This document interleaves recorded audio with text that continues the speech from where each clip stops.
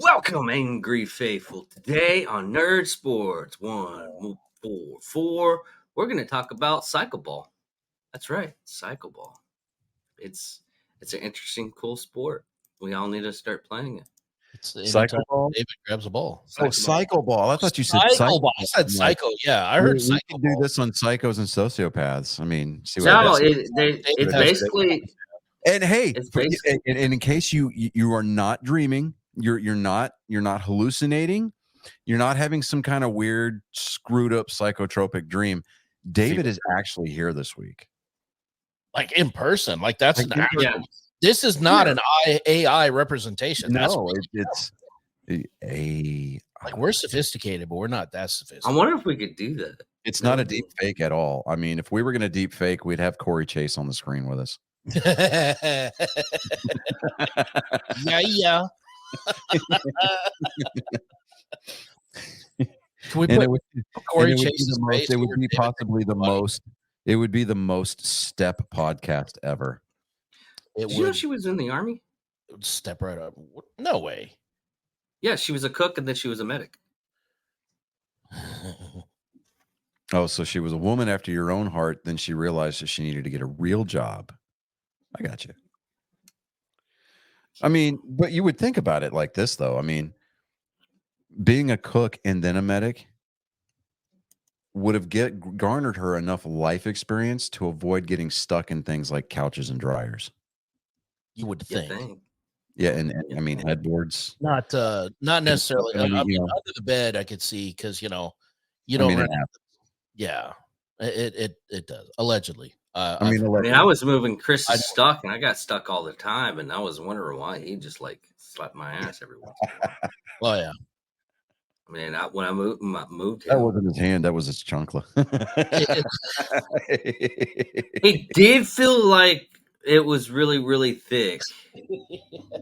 Oh, that was. But it was like a hockey It was a puck. little that was girthy. not the chocolate. It had some tread on it.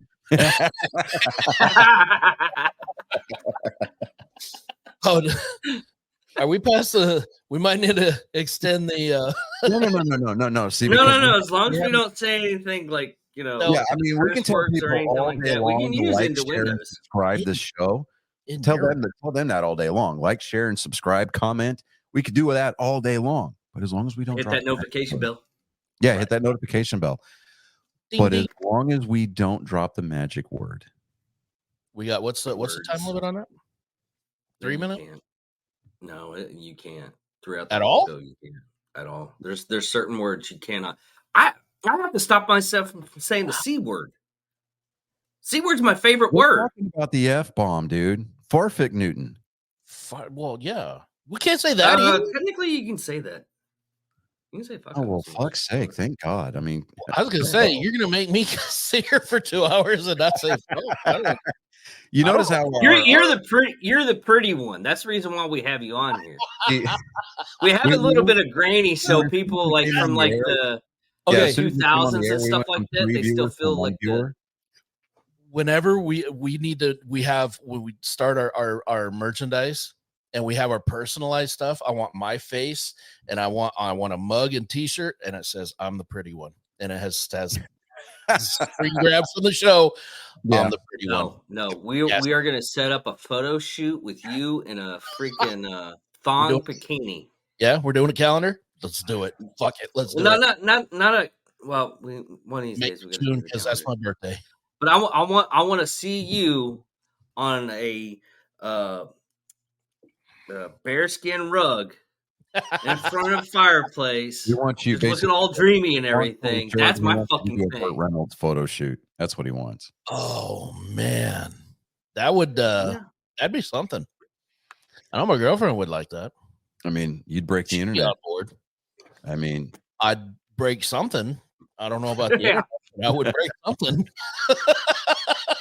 We'd have you doing those like Kim Kardashian poses where she's got like the wine glass on her butt and she's popping the cork over her head. It'd be a Shiner beer. Right. Who's mean, putting Vaseline on It's too bad on that your the? name is just regular and just ordinary, and we can't do a really cool red light district video like a night in Cliff or something like that. You know, Who says we we're gonna have can't? to have we're gonna have to have a long discussion with your parents about not naming you after a city. Like, Oh, why couldn't you name him after maybe like the town he was conceived in? Then your dad would pipe up and say something like, I mean, his name would have to be bed of my Dodge Ram 1500 Jacka. right. I'm pretty sure I was conceived in a sleeper cab. His name is Peterbilt. My question on this Or no, adventure. Kenworth Jacka rolls off the tongue real nice. Right. My Peterbilt. my question on this whole thing is who's putting the Vaseline on the lens? You. I don't know about that. You might want to. Because you're gonna be rubbing it all over your body anyway, so you won't even have to dip it out of the thing. You're just gonna be. That's coconut oil. Okay, that works too. I mean, the only reason Which I had an interesting conversation. the only reason we've gotten off to the fast start that we have this week is because we've got our fluffer on the show. Yeah, that is very true. I have to keep you guys in a happy state, even though sometimes some people get No. Semi-rigid. I'm sure that the official industry terminology is in a state of readiness. Semi-rigid. I told you. Oh, okay. So we've got there was some rumblings in the baseball world today. There was actually in the last couple of days. Aroldis Chapman. This is gonna dismay you a little bit, Chris. He has agreed to a deal with the Pirates. Oh, yeah. A 1-year, $10.5 million contract with Aroldis Chapman. I mean, 1 year. Yeah, 1 year. I mean, let's put it this way. I mean, Aroldis Chapman has reached that point in his career where people just want him to throw 105 a couple of times an inning, maybe 2 or 3 times a week. And they'll be like, all right, hey, get us out of some high leverage positions. I mean, Fair. I think this particular World Series that he got to participate in with the Rangers is the first time that I can remember that he didn't give up the long ball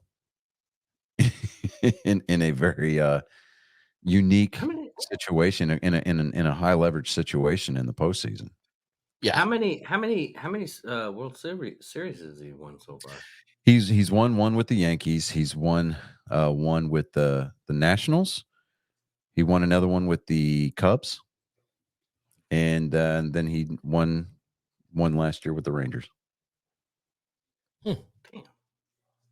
I mean, give the guy some credit. His agent has managed to land him in places at the most inopportune time, or at the most opportune times, rather. Well, that's not necessarily true because here's the thing, too. He's 35 years old, and when you think about, which in baseball years is, yeah, I mean, in baseball years, he's on the backside of his career, like literally. I mean, he's about to stride off into the sunset. I mean, as long as he can throw 100 miles an hour plus, I think that he's going to be pretty safe. From the unemployment line. But well, let me add a caveat to that. He can, as long as he can throw 100 miles an hour plus with some control. Yeah. I say anybody can throw it 100 miles an hour if it's going everywhere. Yeah. Let's teach this kid some control before he kills somebody. Exactly. I was hoping you'd do that. Vaughn, up here at this level, we wear caps and sleeves, son. That's a good movie. Don't give him the curveball. Give him the heater, Ricky. I love that movie. Okay. Jared, I don't want to see any more of this Olay bullshit. Now you got me going. Oh, sorry. I'm going to stop now. Yeah. Elsewhere, the Astros have constructed the scariest back end to a bullpen I think I've seen in a few years. They just signed Josh Hader to a 5-year deal. I believe it was the tail end of last week. 5 years, $95 million. Mm, And he's a left-handed pitcher. nice.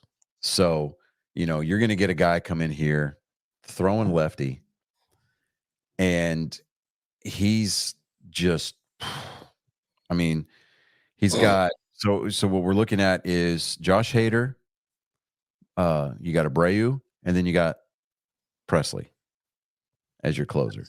That's dangerous. Dude, if you get to where they bring Josh Hader in, You're screwed. and you know what's funny is that, Josh Hader, he came from San Diego and he was their closer. So he's already got that closer mentality. Right. Yeah. So when, like say if they're giving Presley a night off, hey, and you get into a close situation, you can just wheel Josh Hader out there, and he's throwing lefty.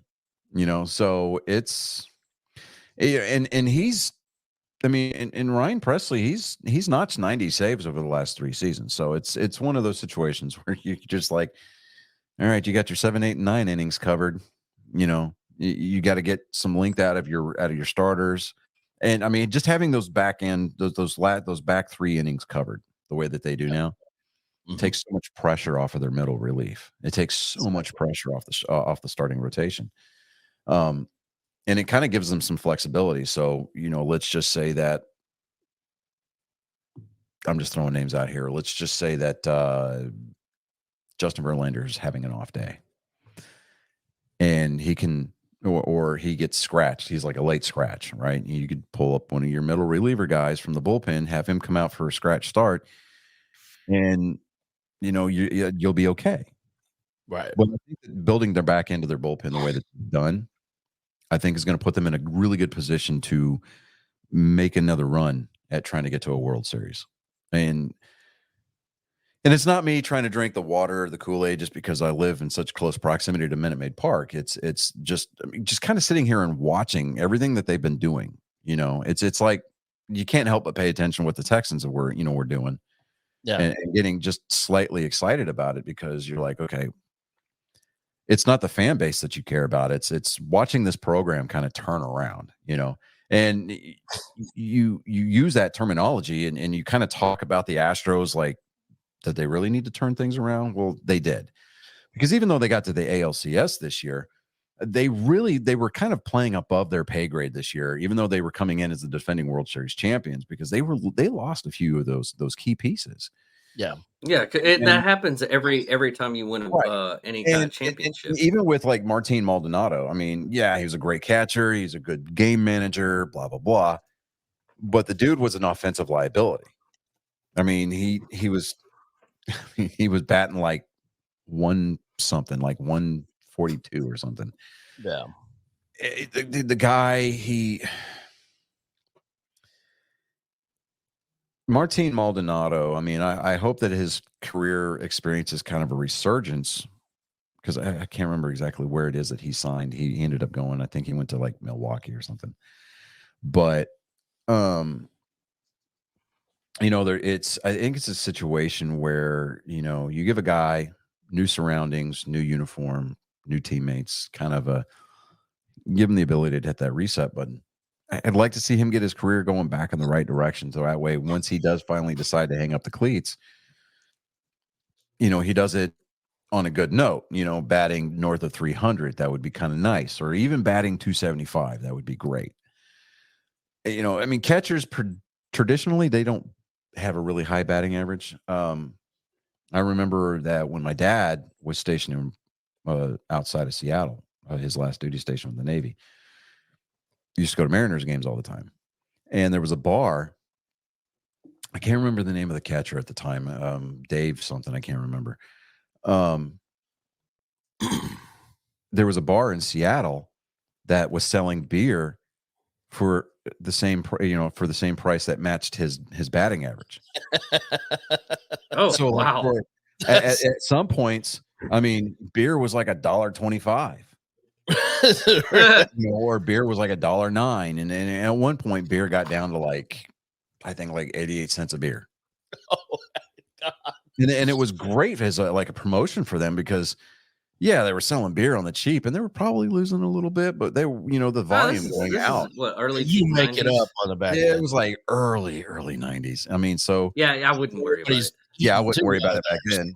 It was like dollar beer night at the old Cleveland Stadium, but Quarter bill. Yeah, It was less, I've been places that had quarter riding bill and beer mayhem. nights mhm. in that time frame. So and yeah, I discussed it with the guys before we came on the show, but this is not this is not a Stanley mug. It's a knockoff. And it's infantry blue. I know that the lighting doesn't do it any justice, but whatever. So get one of those promotional like scratch ticket things, those pro flyers they send out in the mail, whatever. Scratch and you win the star or whatever. So I scratched it and I said, "Oh, hey, you win $2,500." I did not get excited at all. I actually laughed at it, and my wife, McMahon is, it's like it just says I won $2,500. She goes, "What?" And I was like, "No, it's toward the purchase of a new car." And I'm like, "Whatever, just here, chuck it in the trash." So she sits it on our kitchen island, and I'm like, "What are you doing?" She goes, "I'm going to call him." I was like, "Fine, whatever." And this was actually Friday last week, and I'm on the road, and I'm driving up to Wichita Falls to go get to get my kids, and so she's like, "I called him," and I was like, "Called who?" She goes, "Car dealership," and I was like, "Oh, I completely forgot about that." She goes, "And they said that the prize was there. They just wanted me to come up and get it." And I was like, "Okay, go get it." But I'm willing to bet that's still towards the purchase of a new car. And she gets there, and yeah, it was $2,500 instantly off of the price of a new car. And I was like, "Yeah, see, no." And they're like, "Oh, but there is an actual $2,500 prize, but you didn't have the right code, blah, blah, blah." And I was like, "Whatever. Yeah, that's just to get you in the door." And then they tried telling her, like, "Well, you don't get to walk away empty handed." And so they hand her this thing. And I know it looks lavender, but if you look in the light, you got to hold it closer to the bulb. Yeah, it's once you get it in the right size. Yeah, let me try to screw the lighting up on my camera here. Oh yeah, see, look. Yeah, see, infantry blue. And I was like, so she calls me on FaceTime, and she's like, "Look," and I was like, "Yeah, no, that thing's purple. You can keep it." Right? It was like a lavender. I was like, "No, I'm not drinking out of that." And so I get home and I open up the box and I'm looking at it and I'm like, "My God, this thing's infantry blue. I'm keeping it." So yeah. So I've got a Stanley dupe, so it's all good. I'm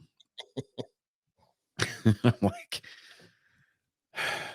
and no, when I drink my coffee out of this, I don't feel my estrogen levels going up at all.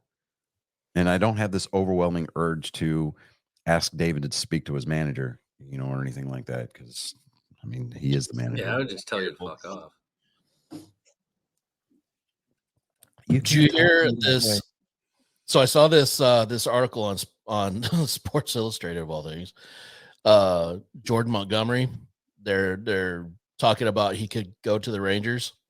And supposedly, according to MLB.com, they're saying that the Rangers are the most likely, but we'll see what happens. But the reason I brought it up, what made me laugh was there is a barbecue joint that's over in Arlington that has actually said if he comes and signs with the Rangers, they are going to give him free barbecue for life.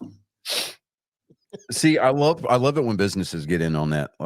Back in the days when Memphis used to have a racetrack, Memphis Speedway, right? Yeah. It was like a little half-mile place, right? Yeah. The Xfinity Series used to run there. And it was like the last couple of years that they were under contract to have a race there.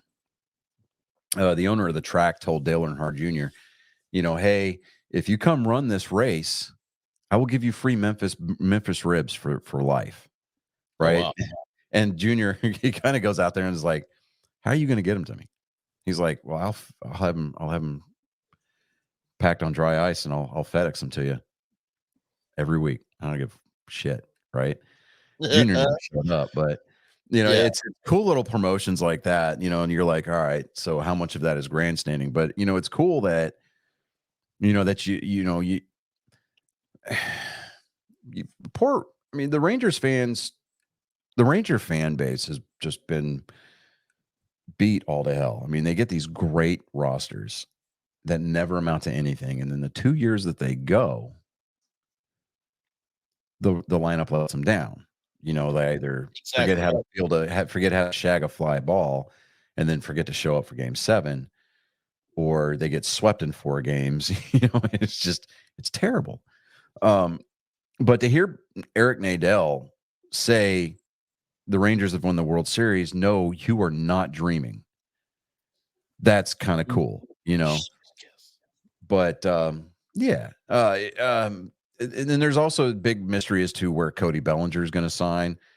And then everybody's like, well, he's most likely going to re-sign with the Cubs, but they're asking, his asking price is going to have to come down, and I'm just like, David and I had this pretty in-depth conversation prior to the show tonight about salary caps and how baseball does not have one, but they've got a luxury tax. And we kind of went into it a little bit. And I think that these huge $300 million in North contracts are just ultimately going to ruin the game because they're going to price everybody out of it. And by everybody, I'm talking about the fans. Everyday fans like the three of us. We got to bust our ass, 40 hours a week just to be able to afford anything. tickets to take our. What are you talking about? I hit that street corner. I pay for everybody. But in all seriousness, it's like you get your game tickets, and then you got to pay for concessions. And then you got to pay for parking, and then God forbid you want to buy any souvenirs at the ballpark. Yeah. I mean, even when we went to the NASCAR, I mean, a lot of that stuff was just upward. I mean, yeah, if you're buying like jerseys and shit like that, like stickers for like $8. Well, okay, so you think about it like this. All right, so those merchandising trailers, they travel with the circuit. Right. Okay. Yeah. They travel with the series. And those are yes, they're associated with the team. They're kind of subcontracted with the team. So the people that own and operate those merchandising trailers do that on their own dime. That's their job. And so they, when NASCAR is out of season, when the series is not traveling, they do not work. Those people don't work, but I can almost guarantee you they still sell stuff online.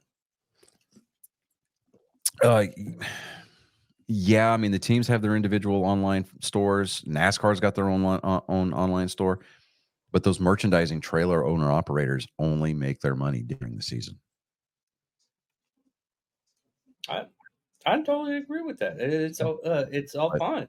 Yeah, but it's these contracts that are making the game unaffordable. I mean, let me see here.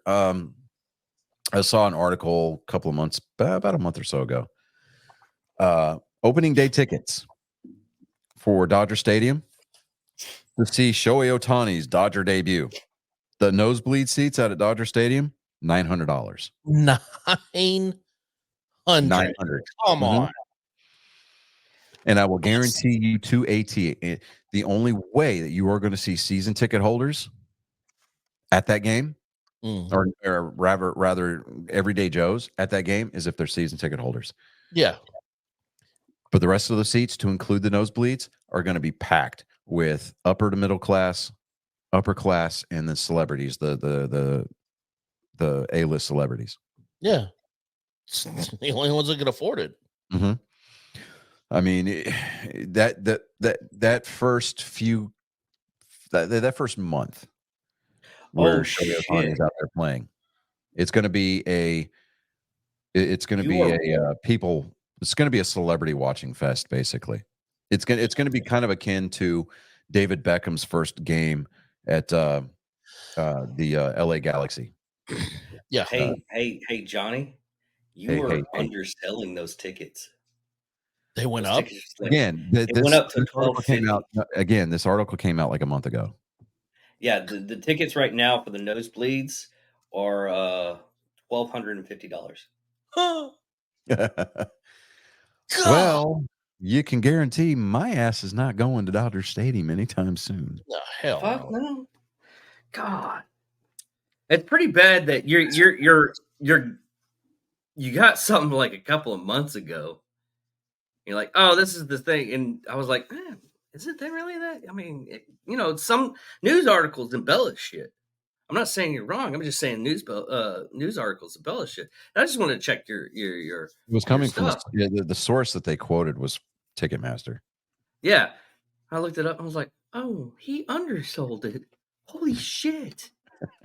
I mean, because I proposed an idea to my wife tonight. I was like, hey, the for like the 40 something days that I've got, Colin and Reagan, during the summer, I wanted to try to knock out 2 to 3 ballparks every summer, Yeah, and just because I've got a cork board hanging up in my bedroom that's got every ballpark, every major league ballpark, and it comes with like a little flag set where you can put pin them to yeah, once you visited that yeah. ballpark.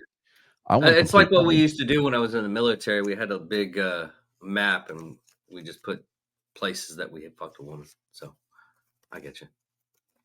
Same thing. Yours had one pin in it, didn't it? It had two. At least. At least two. Like, They're all in Texas. right. David, why Well, is there your was that pin- one. why is there isn't that where there's a prison? like, yeah, all right, you caught me. It was the other way. All right, so in football news, the Titans hired Brian Callahan as their new head coach. He just finished up the season as the Bengals offensive coordinator. Mike Vrabel, he wasn't a good head coach. I mean, he might be a good lineman's coach or a good linebacker coach, but as far as like adjusting the roster, everything that associates itself with being a head coach. I mean, the guy just was not good. They're getting rid of a lot of coaches this year.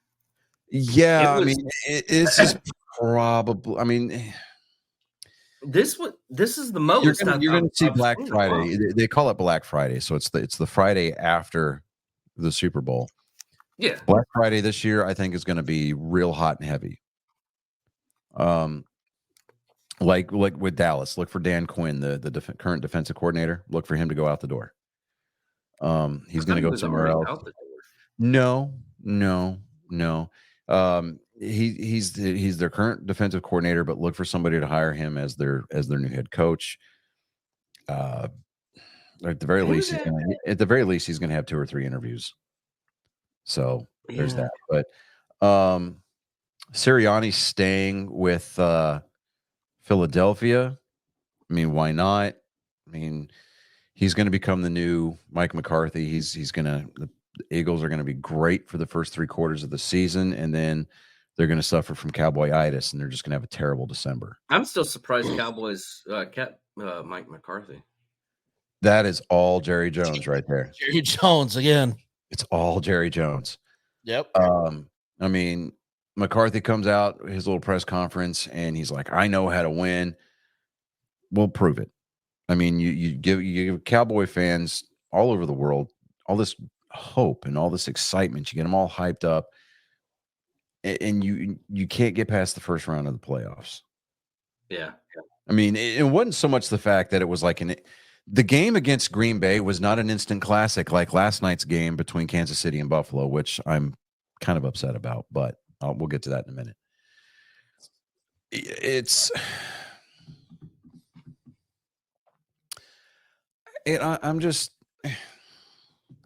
I'm tired of seeing the Cowboys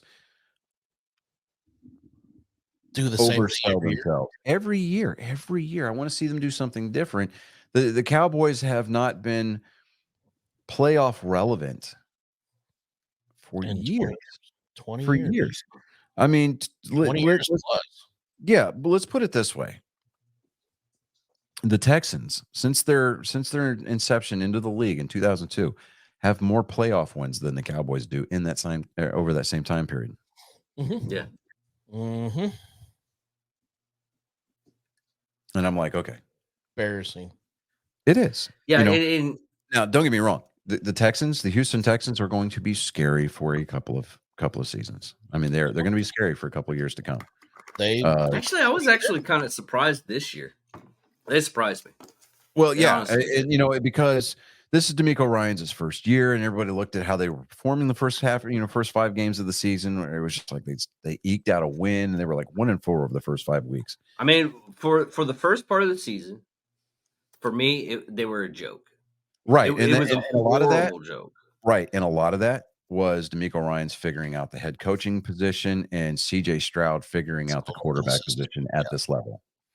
But Yeah, and once they turned that corner, yeah, once they gelled, oh yeah. Once they turned that corner, I was like, ooh, hell yeah. ooh. and the games that they dropped was when C.J. Stroud was out because of concussion protocol. Mm-hmm. Yeah. Had he been in there for that first game against, that game against Cleveland, when Cleveland came in like the second to last week of the season and just absolutely demolished. I mean, just absolutely embarrassed Houston, right? Yeah. It was because they had that third string quarterback in there. I don't like how there's another thing with CJ Strauss that the news company is doing. Yeah, so that- CBS has been editing. Whenever they go to replay his interviews, they edit out him thanking Jesus, thanking God. Yeah, which is they stupid edit out all the ridiculous. religion. It's dumb. I mean, it's also the Houston team too. no, Their PR, No, it their is PR, just- their PR department is doing the same I thing. promise you, it's just CBS doing it. Is it? Just CBS. Damn, the article I was reading it was both. No, it's just CBS doing it.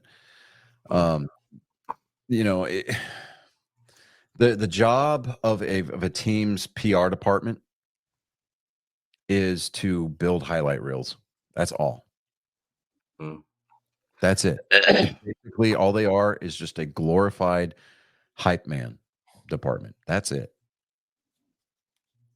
But as far as like live interviews, whenever they go to play back those interviews, they don't play them in their entirety. I mean, they hear the reporter, sideline reporter asking the question, and then they skip right to the game portion of it. They cut out like the first 25 to 30 seconds of CJ Stroud's response, because he spends the first thing out of his mouth, I want to thank God, thank my Lord and Savior Jesus Christ. Yeah. And they just cut it out altogether. So, but and I think a lot of that goes back to the treatment that Tim Tebow got. Now, Exactly. say what you want about Tim Tebow, say what you want about his playing ability, to say what you want about his NFL career. As a person, I really liked Tim Tebow.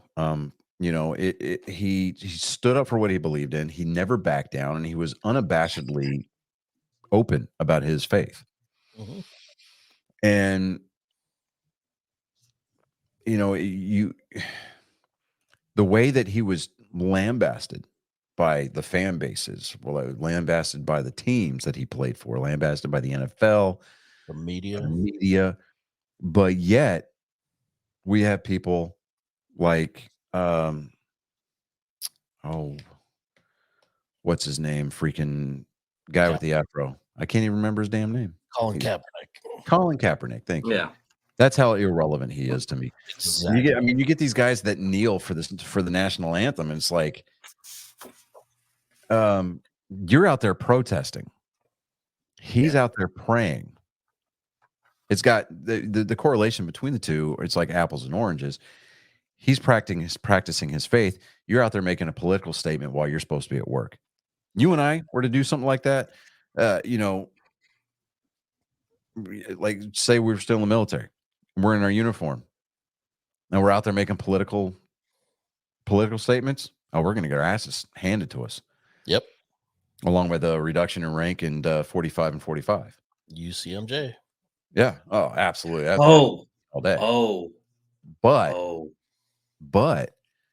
you know, when you get, you know, I mean, it was even affectionately referred to. Remember what it was called? T-bowing. Mm-hmm. Yeah. You know, it's like, That only applies when you're on one side of the aisle, though.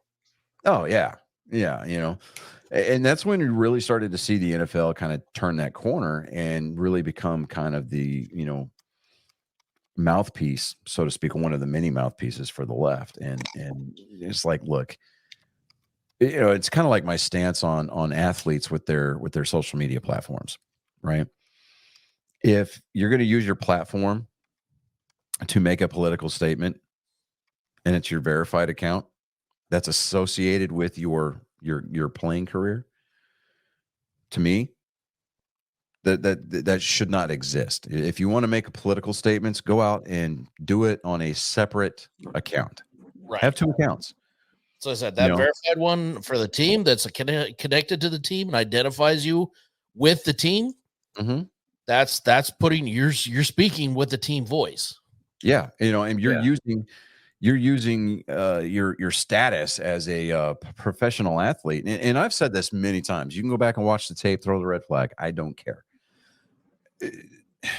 David will attest to this. I have gone off on like 10, 15-minute tirades against LeBron James because I can't stand the guy. Yeah, Right. Many. I just black out, really. I mean, it's to the point where like my distaste for LeBron James, it extends to the point where if he knew who his dad was, he would probably pay somebody to kill his dad on a county road out somewhere in the middle of nowhere, just so that way he'd have one more thing in common with Michael Jordan. Right. You know, and you know, it's funny. You talk to a lot of these like NBA fans, you know, you're like, well, who's better? You know, That's no question. LeBron, Kobe, or Jordan. Like, well, Kobe and Jordan are, I mean, they're both GOATs, but Jordan is the GOAT. And Shaq is even the same way. You know, you get that one kid that comes on there and he's like, you know, all due respect to Jordan and Kobe, but LeBron's the GOAT. He's the greatest of all time. He is the greatest player to ever grace the NBA court. And Shaq looked at him like he was speaking Klingon. He goes, hey, let me ask you a question. He goes, what's LeBron's record in the finals? Okay. What's Jordan's record in the finals? 6 and what? Oh, there you go. I've said, drops the mic, you know, and I'm like, just look. And he didn't raise his voice. He didn't change. He was that was one of the greatest takedowns of somebody's that I've seen. Exactly. You know, and it may be just because I'm old fashioned and we come from that generation where we had the ability, we had the opportunity to watch his airness play. Right. You know, we got to witness those great Chicago Bulls teams of the 90s. Yes. You know, we got to see the flu game being played live, you know, and it's just, we got to see both incarnations of Kobe Bryant. Yeah. And we got to live through that era when NBA basketball legitimately was great. Right.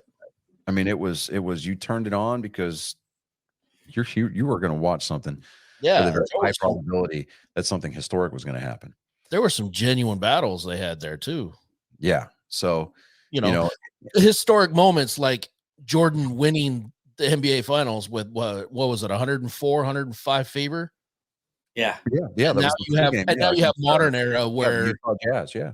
Yeah, and then you get the modern era where LeBron James gets a cramp and he has to be carried off the fucking. Yeah, he has to be carried out because it's, you know, fucking 85 degrees in the damn arena. I'm like, I said, you're going to compare the two of those? Come on. Yeah, you know, it's. Well, they always want to compare like the. You think about what LeBron James is doing, right? I mean, there's no question he's setting records. There's no question about that. He's climbing the all-time scoring list. I mean, he's at the top of it, I think. You know, but he also leads the NBA all-time in the number of turnovers. Yeah, you know, but you think about what he's been doing and how he's been going about doing it. LeBron James went out there and built super teams. D Wade and It didn't amount for anything.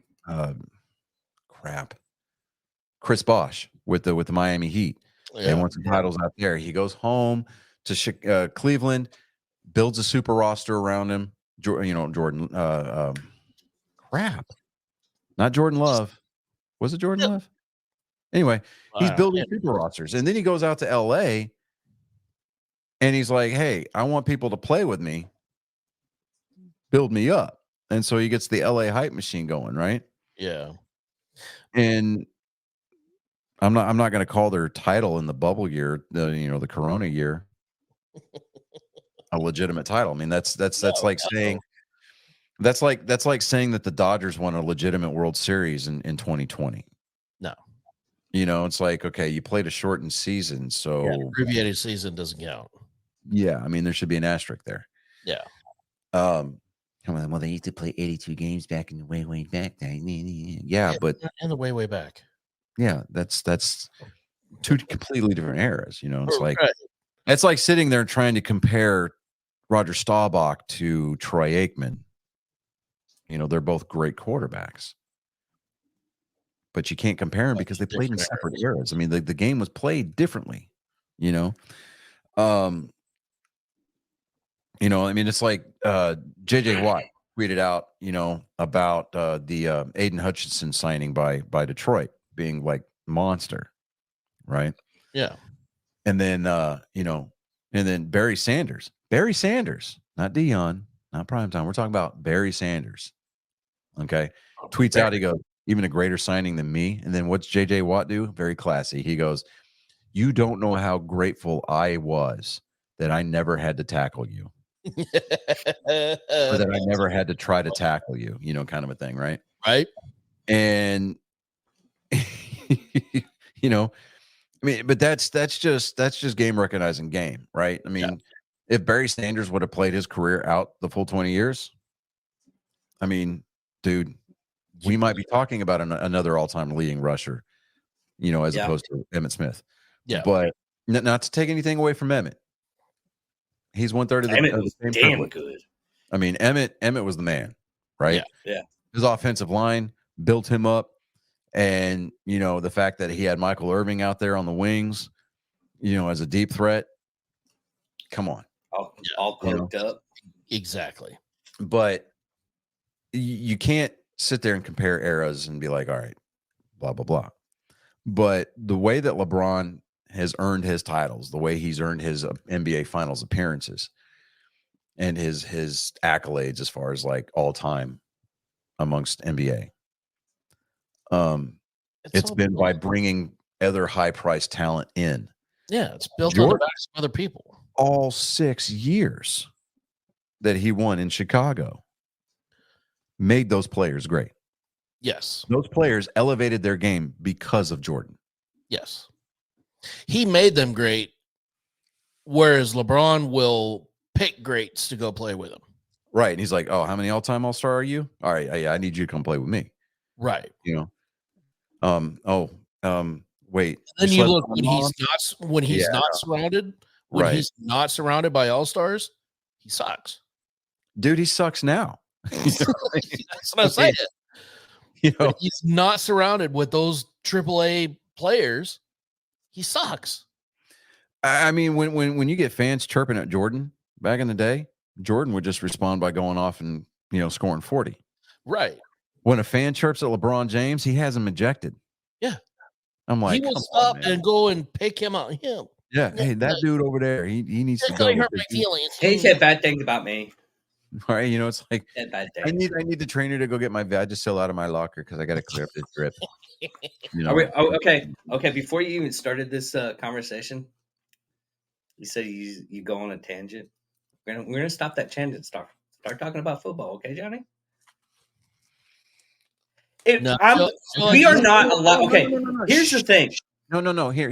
We are not allowed to mention LeBron James when Johnny's on the air anymore. He's David, for the love of God, shut your cock holster, okay? I'm admitting that you're right. I got off into the weeds. Whoa. Okay? Weeds? I'm We're sorry. in the forest, and we're with the first lieutenant, and he's trying to give us directions. I'm See, sorry. he complains and bitches You're that I go full. off on these tangents, but yet he monologues. That's true. So what's the difference between a tangent and a monologue? A monologue, I get to nobody's say fuck actually yourself. listening to you.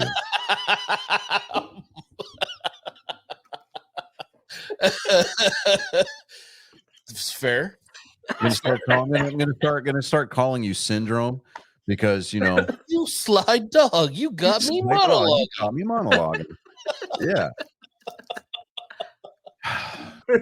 Yeah, let's go over these horrible picks. Yeah, we did not do well. Yeah. We really did not do well. We screwed the pooch, man. We had 4 fucking picks and we couldn't get it. I don't say No, yeah. No, we got 1 out of 3. So I mean, 1 out of 4. 1 out of 4 ain't bad. we got a You know, quarter. I don't know how I did it, but I skipped y'all's picks.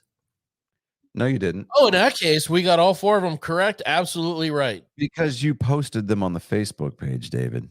Just because I posted doesn't mean I look at it either. Just because he's in the show doesn't mean he's listening.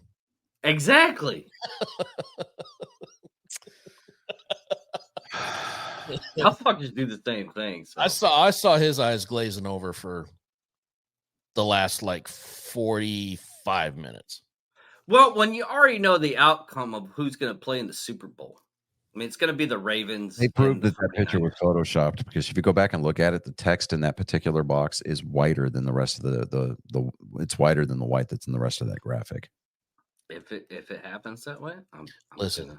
If it happens that way, I think at this particular point, it just, But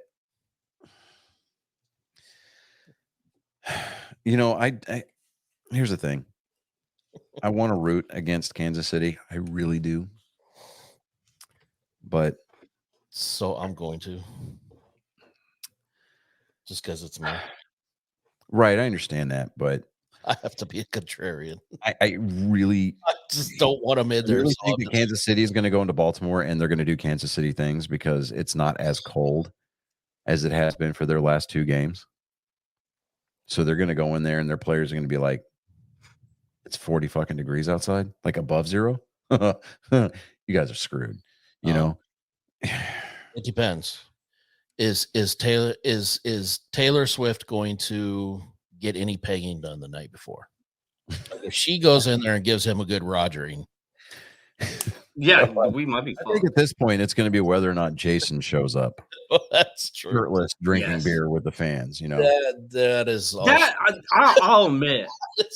That was cute. What Jason did. We need to protect Jason Kelce at all costs. Yes. I mean, I cannot stand the Philadelphia Eagles, but if there is one Philadelphia Eagle jersey that I would own, it would be Jason Kelce's. Yes. Just because the dude played the game the right way. Right. Yeah. And he was out there pre-gaming with the Bills Mafia. And he was taking shots out of bowling balls. Dude. Yeah. I don't know about that. That's the Bills Mafia MO. Yeah. I mean, come on. He was probably north of like 20 beers before going into the game. Nice. I mean, he's out there. He's out there without a shirt on, climbing out of the luxury suite with the wherewithal to pick up a little child and have her wave at Taylor Swift because she had a Taylor Swift sign. It was fucking nice. adorable. Sorry. I mean, that's awesome. Jason Kelce is a man of the people, and we need to protect him at all costs because I swear to God, 2024, if you fucking take Jason Kelce from us,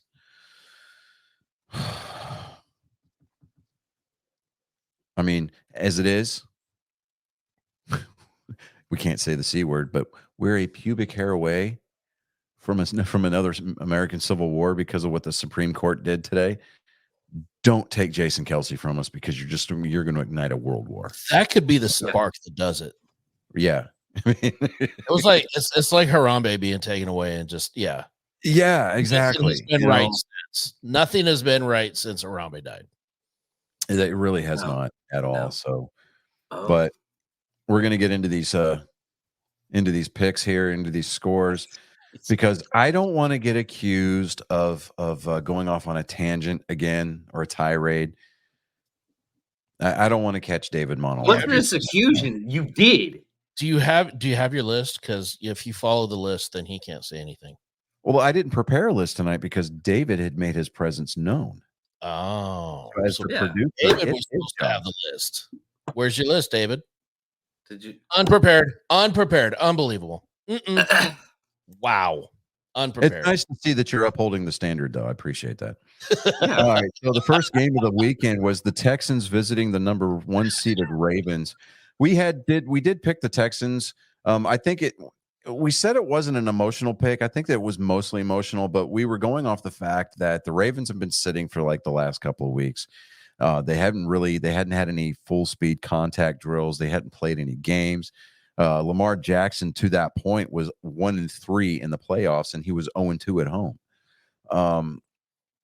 But the Ravens showed up, and they showed up and played prepared football on Saturday night.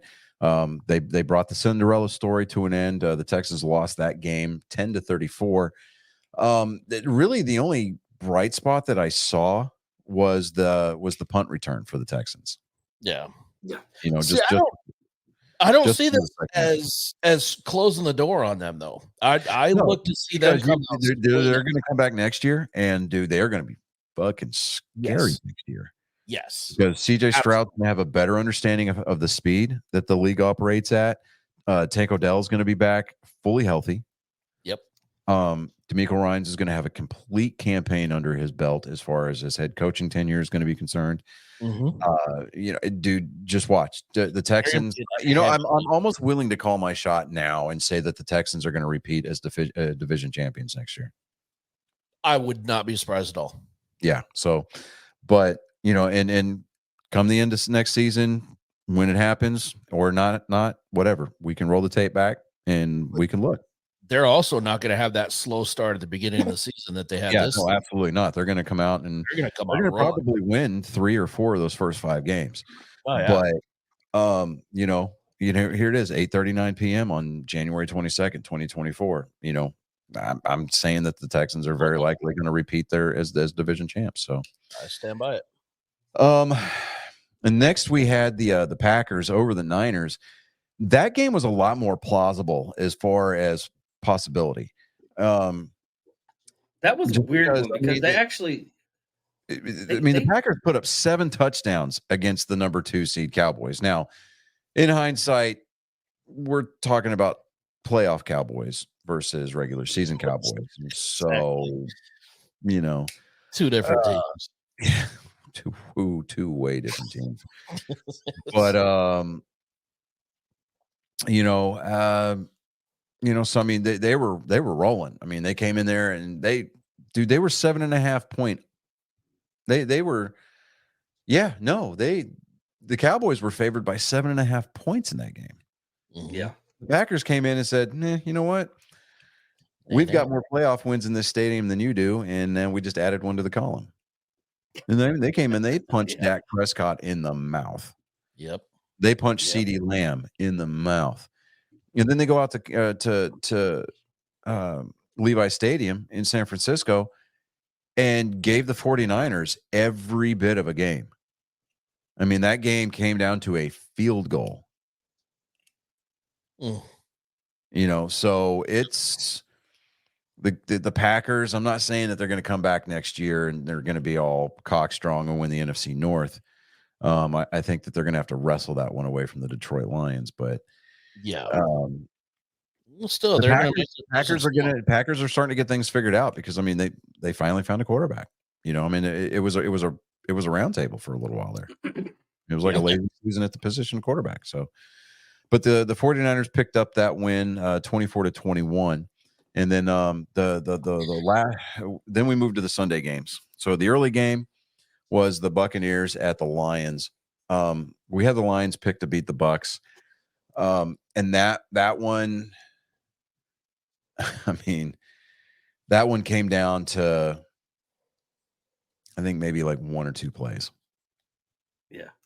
And I mean, the linebacker, the Detroit linebacker that got that interception at the end of the game, that was his first career interception. He's been in the league for 3 years. Wow. What a Yeah. time to come through on that. Yeah. So I mean, he picked that off at the right time. He got the game ball from Dave Campbell. So, I mean, Dave Campbell's been building that program out there for the last 3 or 4 seasons. And he's managed to get not only the players, but he's managed to get the fan base excited. I mean, if there's, I don't want to say that the Lions qualify as a Cinderella team because they are the number 3 seed and they were division winners. But so were the Texans. Nobody expected the Texans to be in the playoffs. And nobody really saw I mean, nobody, for the most part, nobody saw the Lions coming at all. Especially not the first half of the season. Yeah. I mean, I'm over here pimping the Lions in the picks. And, I mean, yeah, they let me down like 5 times over the course of the entire season. But, still, I'm going, compared to how they've performed in previous seasons, even the last 2-3 seasons. Yeah. I mean, and if you want to go way back, I mean, these dudes were 0-16 at one point. Mm-hmm. And recent memory. Yeah. And they managed to come all the way back, win their division, going away. Mm-hmm. And they're playing for a trip. They're playing for an NFC championship next weekend. Yeah. You know what I actually think it is? And have a shot, like real chance. Like I really think they got it. Yeah. You know what I think it is? Reason why they're doing so well right now is because they dropped the trailer for the Beverly Hills Cop movie that's going to be on Netflix. I think that's what it is. So, they make it to the Super Bowl and we don't see Eddie Murphy at some point going.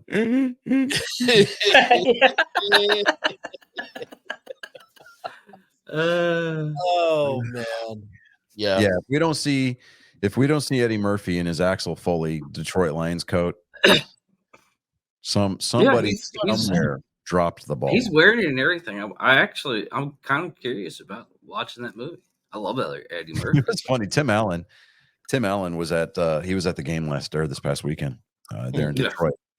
And somebody on the Detroit Lions TikTok account said something about, you guys are going to choke, right? So at the end of the game, the Detroit Lions PR people went over there and found Tim Allen standing on the sidelines and had him do his line as Buzz Lightyear as a response. You get the little reply thing up in the corner. And he's like, you are a strange little man. Sorry. I pity you.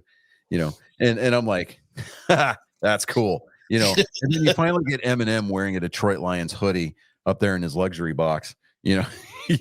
Like, okay, he's about it. And I'm happy for the people of Detroit because I mean they haven't really had anything to root for forever. A while, yeah. It's been. I mean, you think about it, outside the sports district, you're looking at houses that cost $1. Right. Yeah. Yeah. There's not a lot to share in that city. This is a great investment opportunity. Let's, as angry me, go and buy a couple of houses up in Detroit. Like, no, because then we got to pay taxes on the property. It's like, it's just going to cost us money. Yes, but the insurance cost would be under stuff because that thing was probably. You really want to know what the premiums would be on a home in Detroit? It would cost as much as a mortgage. Probably. That's a house that gets you. You have to mortgage you pay $1 for the house and it's yours, right? But the premiums alone, it's like, okay, so the first time that a crackhead decides that he wants to torch the house because he just got done touching a little kid. Oh, it's even worse. Yeah. If they move into it, it belongs to them. That's true. Water's yeah. right. So, I mean, water's rights, absolute. You hope and pray that somebody commits arson. That'd be best case scenario. Yeah, because then you could just file the insurance claim, right? And then they're going to be like, all right, well, the house was appraised at $1, so here's your 75 cents. You're still taking a loss on that. If we could show improvements made, then you can get the actual the RC. Here's what we would need to do. And yes, I understand, David, this is going off into the weeds again, but we need to buy an entire block. You have a tangent. We do. That would actually be great. We buy an entire block. Because then you make we a compound, right. We build a brick wall around it. Yes, I know right? we're building a wall. God, Yeah. is that? Four, We're Can we keep Texas. We're used to that? it. four walls. We're good at making walls. Look at what's going on the border right now. We're great at doing walls. Oh no, the Supreme Yeah. Court said nay, nay. Yeah, and Greg Abbott has told them, suck my left nut. It's like, Yeah. I mean, I can't feel nothing in my feet, but you can tug on my balls a little bit there, tit fucker. Yeah, nay. We got your nay right here. I got your whip. And he's got the nay. See what we did there? Hey, okay. Getting back to these scores. Okay, so the Lions beat the Buccaneers 31-23. And then last night's game, oh God, I'm listening to this one on Sirius XM on the way back, dropping the kids off. And I'm just like, it's going back and forth and back and forth. And I'm just like, please let the Bills win this game. Did you hear what the And it Bills came down did to to a Taylor Swift failed concert? fake punt. I mean, honestly, it came down to a failed fake punt. Mhm. Yeah. And, you know, the defenses could not stop the other team, period.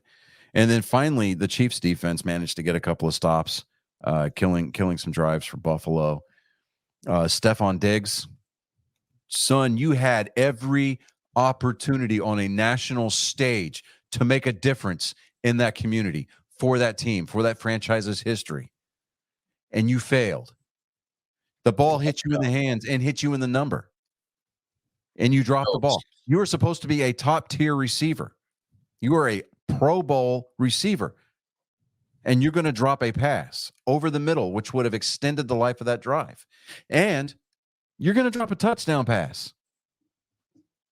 Come on, man. You know, I'm not even going to get into the place kicker. I mean, Bass, we've all seen missed kicks before, but it should have never, ever come down to having him kick into the wind 43 yards only to have it go wide right. We're not going to hang that on the kicker. Yeah. Just like we're not going to hang that on Nelson Cruz. We're not going to hang that on Bill Buckner. No. Nay. We're going to hang that on the rest of the team. Josh Allen, yeah, you made a couple of suspect throws. Sure, fine. The defense needed to step up. The defense needed to get home and take Mahomes and put him on the turf. They didn't do it. They didn't stop the run. They didn't. The offensive line for the Buffalo Bills, they could not get the run game going at all. Period. Yep. I think they averaged, 38 yards all night? Come on. Yeah. Can't do that and expect to win. Yes, you won the turnover margin. Yeah, great. But you need to win two-thirds. You need to win two-thirds. You need to win 2 out of the 3 aspects of the game. Offense, defense, and special teams. You couldn't do it. Your receivers are dropping passes. Period. Dropping passes. Your defenses cannot make a stop.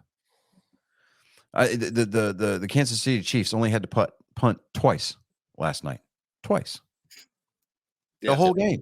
That's the defense not putting any pressure. And you had Patrick Mahomes on the road, and you couldn't force a stop. That was the first time in his career that he's had to be on the road during the playoffs, playing with the Bills Mafia screaming in his ear. Couldn't close the deal. There's no turning. You can't run this one back. You can't turn back the clock. You can't come back and say, well, we're going to get there next year, because you're not going to have the same team. Everybody's going to be older. The circumstances are all going to be different. You have managed to establish yourself as a notch below the Buffalo Bills teams of the 90s that would make it perennially. I cannot say that word correctly. Perennial. They were a perennial Super Bowl team, it seemed like. Yep. They never could close the deal. They could never win the big game, but at least they got there. Yeah. Bills Mafia needs to hold their team to a higher level, to a higher standard. They need to hold them to an account. Stephon Diggs, you're a talented young man, but you dropped passes at the most inopportune times. You put your team in a very bad position. You allowed yourselves to get to where now, over 3 out of the last 4 years, you have been eliminated from the playoffs by the same quarterback, the same tight end, the same head coach, the same team. You can't allow that to happen at all, period. 27-24, yeah, it's an instant classic and everybody's going to watch it. This game is going to live into perpetuity. But everybody's going to watch these games, replay over replay and replay. They're going to pick it apart. And they're always going to come back. And they're not going to say a damn thing positive about what the Bills did.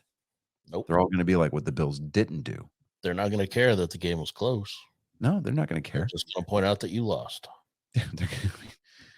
Yeah, they're going to point out that you lost.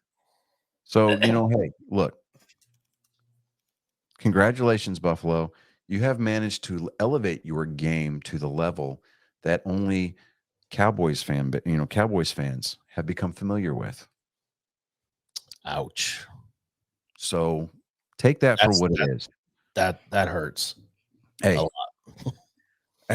Be that as it may. You're right. And it's 100% the truth. Absolutely every word is true. So take that for what it is. Look at what the Cowboys have done for the last 20 years. Bills, that's your future. Yeah. I mean, Josh Allen, you are a great quarterback. And it's not that you're listening to our show. It's not that you're ever going to hear this soundbite. Whatever. It is what it is. But take a page from Tom Brady's playbook. Meet with your receivers, meet with your tight ends during the offseason, and get on the same page. Mm-hmm. Stephon Diggs, if you end up playing anywhere else in the NFL next year, or at any point in the whatever's left of your career, I would highly suggest that you spend the off seasons wearing gloves packed with Vaseline, so that way your palms get softer, so that way you can catch a ball more reliably. I cannot talk today. I've got dyslexia, just like David, with a certain degree of reliability. Thank you. There you go. Wear some Vaseline. Put some Vaseline in them gloves and wear them. Wear them in the shower. Wear them when you're, when you're, making love with whomever it is that you make love with. Wear them in the tub. Wear them to the gym. I don't care. But you need softer hands, kid. It's kind of putting that out there. Work out with your brother. He's coming back from an ACL tear. Maybe you guys can find some common ground and find a regimen that helps soften y'all's hands. Regimen. Lubriderm, St. Ives, aloe, fucking lanolin. I don't care. He's got to exfoliate. That's the problem. He's not exfoliating. Exfoliate, do some acupuncture, just kind of putting that out there. If you got to crank one out, have somebody else give you a handy. It's his whatever. Strength. He Pumping needs out a squeezer, off the side of the boat dock, while Shores is over there taking an aqua dump, whatever. I don't care. Moving on. See, David, that is a good rant. A classic rant right there. And it stayed on point too. So, you're welcome. Sure. Like I said, I usually black out during those things. I mean, I get it. You black out about the time that you hit the go live button, and then you wake up sometime around the last 15 seconds. 20 seconds. Yeah, it's usually the 20 seconds because he's got that overwhelming gaping feeling.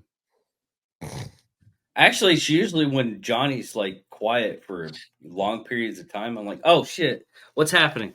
Did we change subjects or something or anything? Oh no. Usually we're still on there. That's because he asked you a question and you're just glazed over and not listening. Yeah. So he's waiting for you to answer. That I'd go talk to my kids. That's true. So you should be used to it. doesn't. I mean, but you're a grown ass man. Yeah. At least No. No, I have an old body. Chronologically, and by the definition of the law, you, sir, are an adult. No. You are of the age of No. consent. We'll give you that. And if you That- want to I'm- pick, and if you really want to Don't be particular, you really want to pick split hairs here, you have progressed yourself chronologically past the age of reason, which, by the way, is 15. Shit. The age of reason. Mhm. Does that mean I'm unreasonable? I think we all are. I left the age of reason behind way long ago. I turned that in when I cleared CIF. Basically. Oh, That means it was issued to you when you went to T-shirt. basic. That needs to be another T-shirt. It's like I left reason behind when I cleared CIF. yeah. Classic. I'd wear. Did the shit out of you that. see what two Bills fans did at a Taylor Swift concert? I did. It was awesome. They Hijacked the. what was that? What was it like the? It was a. I couldn't even hear what they were playing, but I know they hijacked the sound system, which is honestly is enough because it stopped Taylor Swift from doing whatever she was doing. Well, She was laughing. but now we've got the matter of these two conference championship games to pick. This is going to take. I already called it. Ravens and 49ers. I mean, I would love to see the Lions hit it, but I also don't want to see the Chiefs do it. So No, I think it's going to be a Chiefs and Lions Super Bowl. I really do. I hope you're right. Honestly, I honestly, all the jokes aside and everything about this whole thing being scripted and whatnot. But if that happens, you're not gonna stop. I somebody. I understand that we may be jumping the gun here a little bit, but it's going to be Chiefs and Lions playing for Super Bowl 58, and the Lions are going to pull it out. Lions. The Lions. Are I really. If you'd have told me at the beginning of this season that I would be picking the Lions for the Super Bowl, I would have laughed you out of the room. I honestly don't think that we should be. I'm going to go picking the find Lions, something though. else to do with my Monday nights, and Exactly. you'd have pulled a David and just dropped off the Like, stage. really? Seriously? No, we're not going to do that. I honestly don't think we should pick the Lions for the, just in case. David. David. Not that I want to see the 49ers win, but I don't want to curse the Lions. Dude. By that logic, we would not have been picking them as often as we had during the regular season. This is true. Also. If that, we wouldn't have been picking the Cowboys the entire season. Yeah, but Maybe that's why. Maybe it was because we were picking them. No, I think that once we get into the month of January and the playoffs start, we need to start picking against the Cowboys. Ooh, yeah, no. December. Once it gets to the end of November, then we got to stop picking the Cowboys. Yeah. Yeah, okay. Yeah, I can live with that. We need to get them through December too. Because honestly, if you look at the stats and everything, and this is just mathematics and blah, blah, blah science shit. The word Cowboys you're are looking for the is team. analytics. Yeah. Cowboys are the team to look at. The Cowboys had a roster that was built to make a run of record-setting proportions. Yes. But unfortunately, the Cowboys fell victim to yet once again another blunder. They fell victim to the Cowboys. Yeah. The Cowboys are the Cowboys' worst enemy. Yeah. And if you really want to be particular, I mean, we can make excuses all day long. Maybe Dak Prescott's sleep number was off. I don't know. Maybe, I don't know. I mean, has his daughter been born yet? I have no idea. Did his wifey, girlfriend, baby's mama, whatever she is to him, did she send him out for ice cream and pickles the night before? Nobody really knows.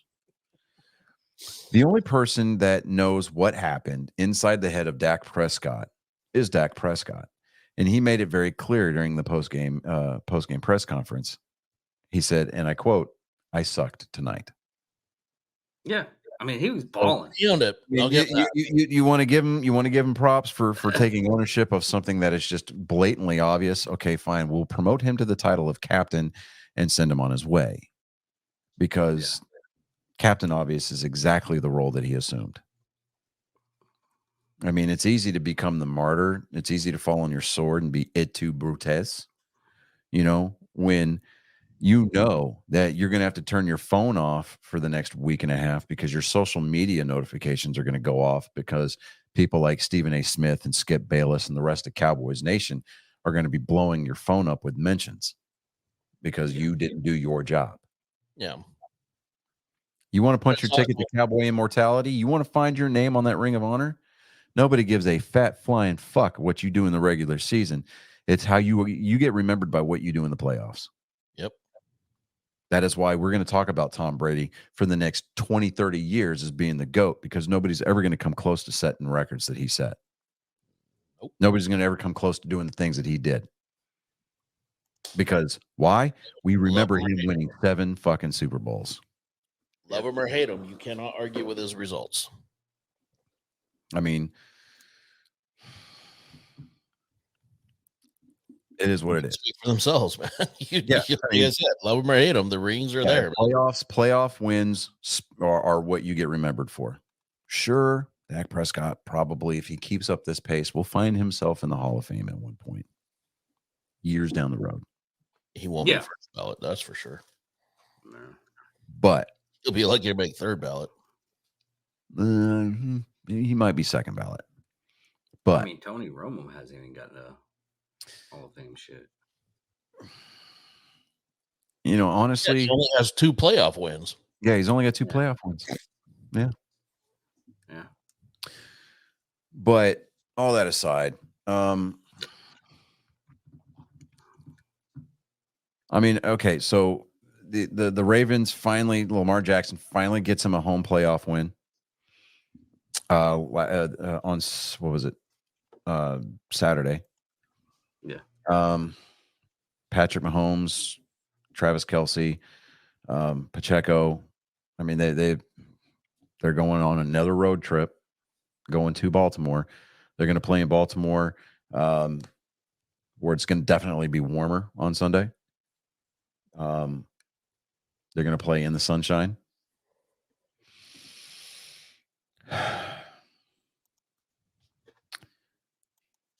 I think that, I mean, because honestly, regardless as to who wins these games, I mean, it's a win and a bye week before you play the big game.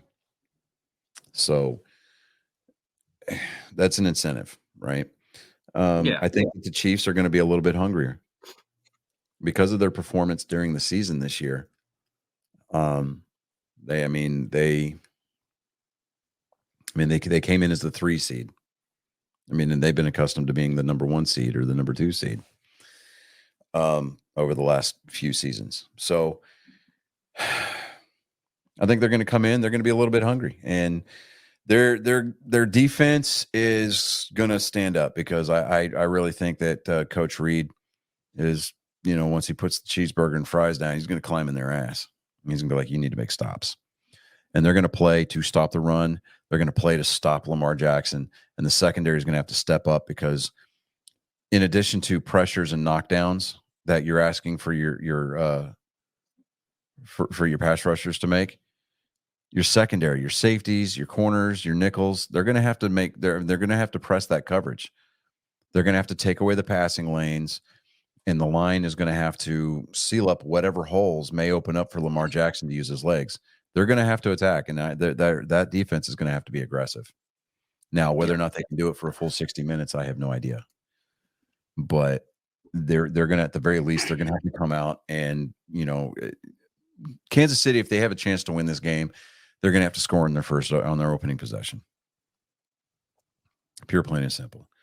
They're going to have to make a stop on the Ravens' first possession. They're going to have to score on their opening possession, and they're going to have to keep the turnovers down, because they fumbled the ball the other night, or last night, out of the back of the end zone, which would have sealed the game far and away. Would have made it as less dramatic had they scored that touchdown. But they fumbled the ball on the 1 yard line, and it went out the back of the end zone for a touchback. Buffalo gets the ball back. Right. That was literally horrible to look at. Yeah. That was Yeah. just- It sounded painful. Right. I The I Ravens. watched that during the clips, man. I mean, the And- Ravens. The reason why the Ravens got past the Texans is that the Texans secondary was soft. They were playing zone coverage. They weren't playing man. And they weren't. I mean, they left a lot of the underneath passes, and they had a lot of broken coverage. The defense of Kansas City has got that postseason experience. They've got that veteran presence. They've been there before, so they know what to expect. They know how to play. They know how to conduct themselves. I mean, they can be the calm, cool, collected, steely-eyed assassin that they need to be. And I honestly think that they're going to come in there and they're going to make a statement. And as much as I want to see somebody else besides the Kansas City Chiefs go to the damn Super Bowl, I think that the Chiefs are going to come out on top over the Ravens because they are going to figure out a way to shut down Lamar Jackson. And I'm not saying they're going to shut him down to like double-digit passing yards. No, Lamar Jackson's probably going to still go off for like 196, but he's going to throw a couple of picks.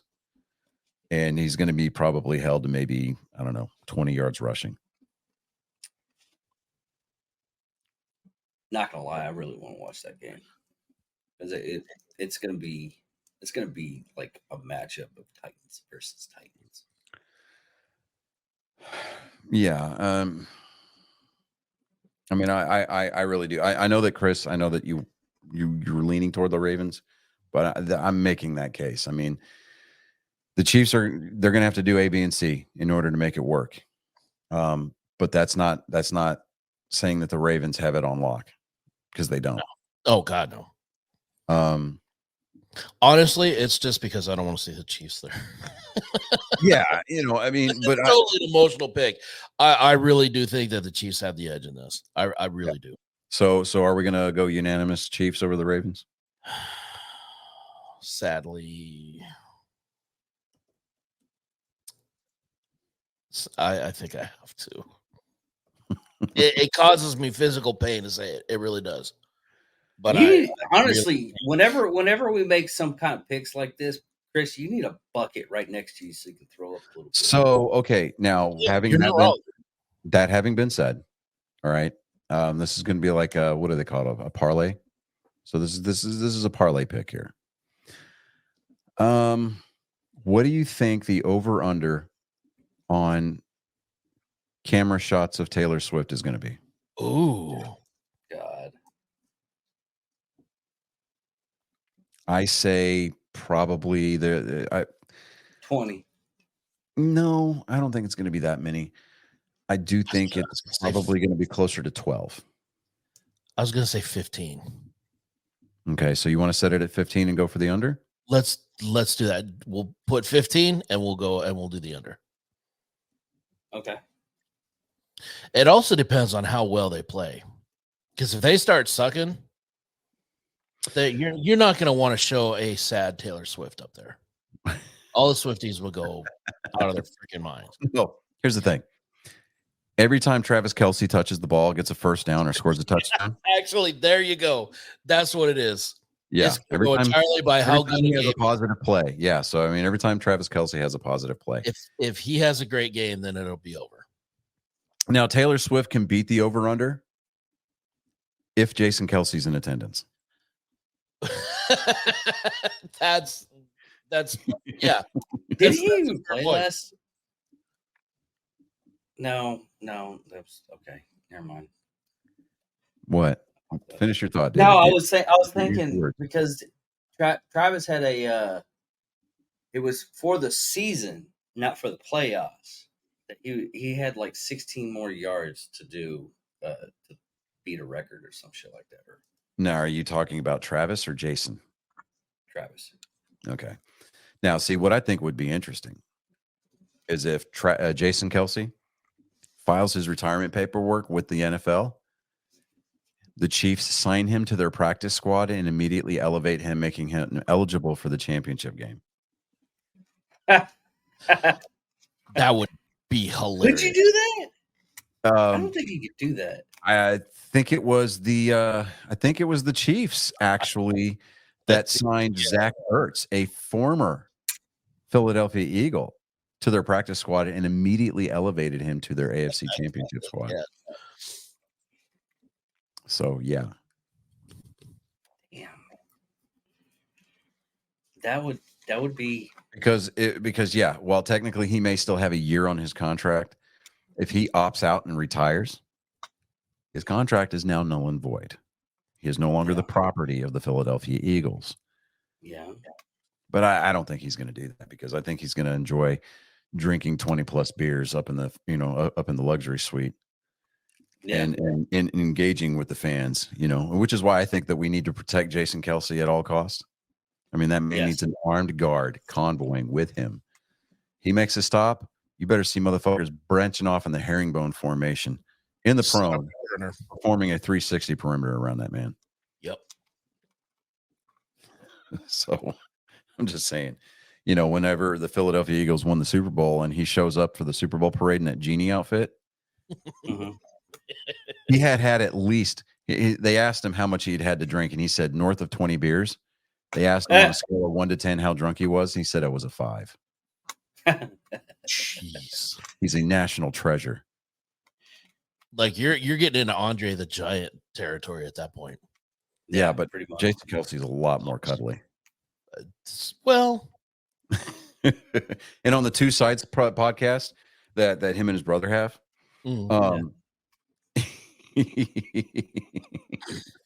dude, he brought up the fact that his brother Travis has got candles out there that purportedly smell like him.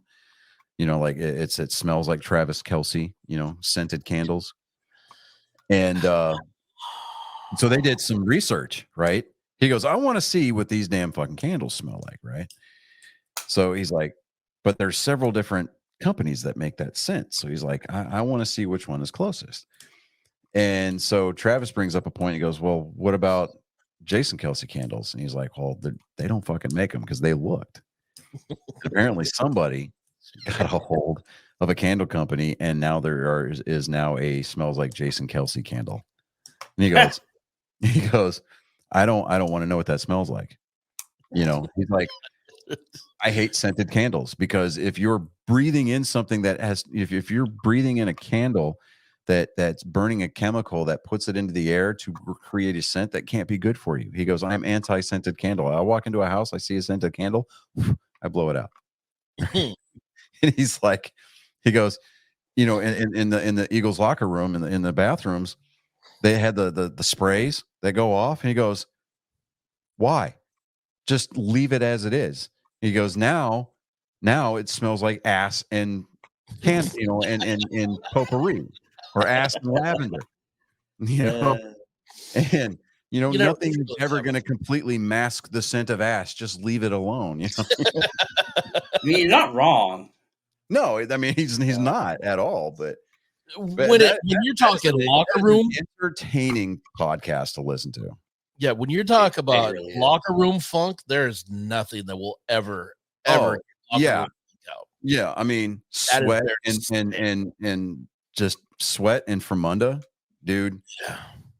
I mean, we did that one locker room for what, Windthorst? No, it wasn't Windthorst. It was It was a 6-man school. Yeah. I cannot remember. It's out there by Alney. It's not too far from Alney. I can't remember the name of it. But yeah, we did both the JV, the men's or the boys varsity and JV locker rooms, and then we did the women's locker room on the other side of the field house. Mm-hmm. Yeah, dude, it's night and day. The women's locker room, the only difference between the smells was that the women's locker room smelled slightly more coppery. Yeah. You know? Don't laugh, dude. Go to a women's prison. It's almost the same fucking thing. But it still had that, like, it still had that aroma, that OD ass biscuits and gravy. I call it the volleyball set. Yeah, well, so I pulled out the whole, this smells like ass biscuit, ass biscuits and gravy in front of my wife and sister-in-law, and they were like, What is that? What is that? I'm like, no, wait, don't tell us. And I was like, nope, too late. You already asked. Yeah. All right. So, it's like when you sweat, right? And your butt cheeks are rubbing together and you get the like little rolls of skin that just kind of just spawn. Mhm. Those are the biscuits, right? But then the sweat just kind of collects right there next to your butthole and right there on your taint, or for guys, it's the gooch, right? And Starts then to those skin clumps just kind of work their way down into your crack, and then they get down into that juice and just kind of marinates, and those are the ass biscuits, right? And then you get just that saucy, real spicy. It's gravy. That's the ass gravy. Ass biscuits and gravy right there. Yeah. Yeah. You know, Only somebody who has spent time inside the locker room knows exactly what we're talking about. You can smell it right now in your head. Right now, you're smelling it. yeah, I can actually. All It's in my nose. Every fucking one of us. Yeah. It's in my nose. Dude, Yeah. I saw David's eyes change as soon as he's like, fuck, I can't smell it. Johnny's face just went, ugh. It's even worse. It's even Hold on. worse going up Hold to on. working at a. Blackbeard's delight right there. You can almost taste it. It's almost as bad as working. Why did you have to corrections. talk about taste? Holy crap. Now I got to drink coffee. But working corrections, I could drive by the facilities and smell that facility because that's what it smells like. It's just disgusting. It's okay. So it's like, all right. 100 times worse. It's the stank. All right, Chris, you can attest to this, right? You hear a helicopter, you immediately smell jet fuel and hydraulic fluid. Yes. I mean, this damn thing could be in flight, and you just hear the. It was okay. It was so satisfying because there was, and I don't know if you know, but gun tracks, when I'm talking about mortars, there's a certain smell. That All cordite bullets are smell. different. Yes. That cordite mixed with grease. Yeah. Yeah. It was so comforting to me because I had that smell back in 2000 when I was in. And then 20 some years later, I get to go to the motor pool in Fort Hood. And yes, it will always be Fort Hood. And I will never call it anything but Fort Hood.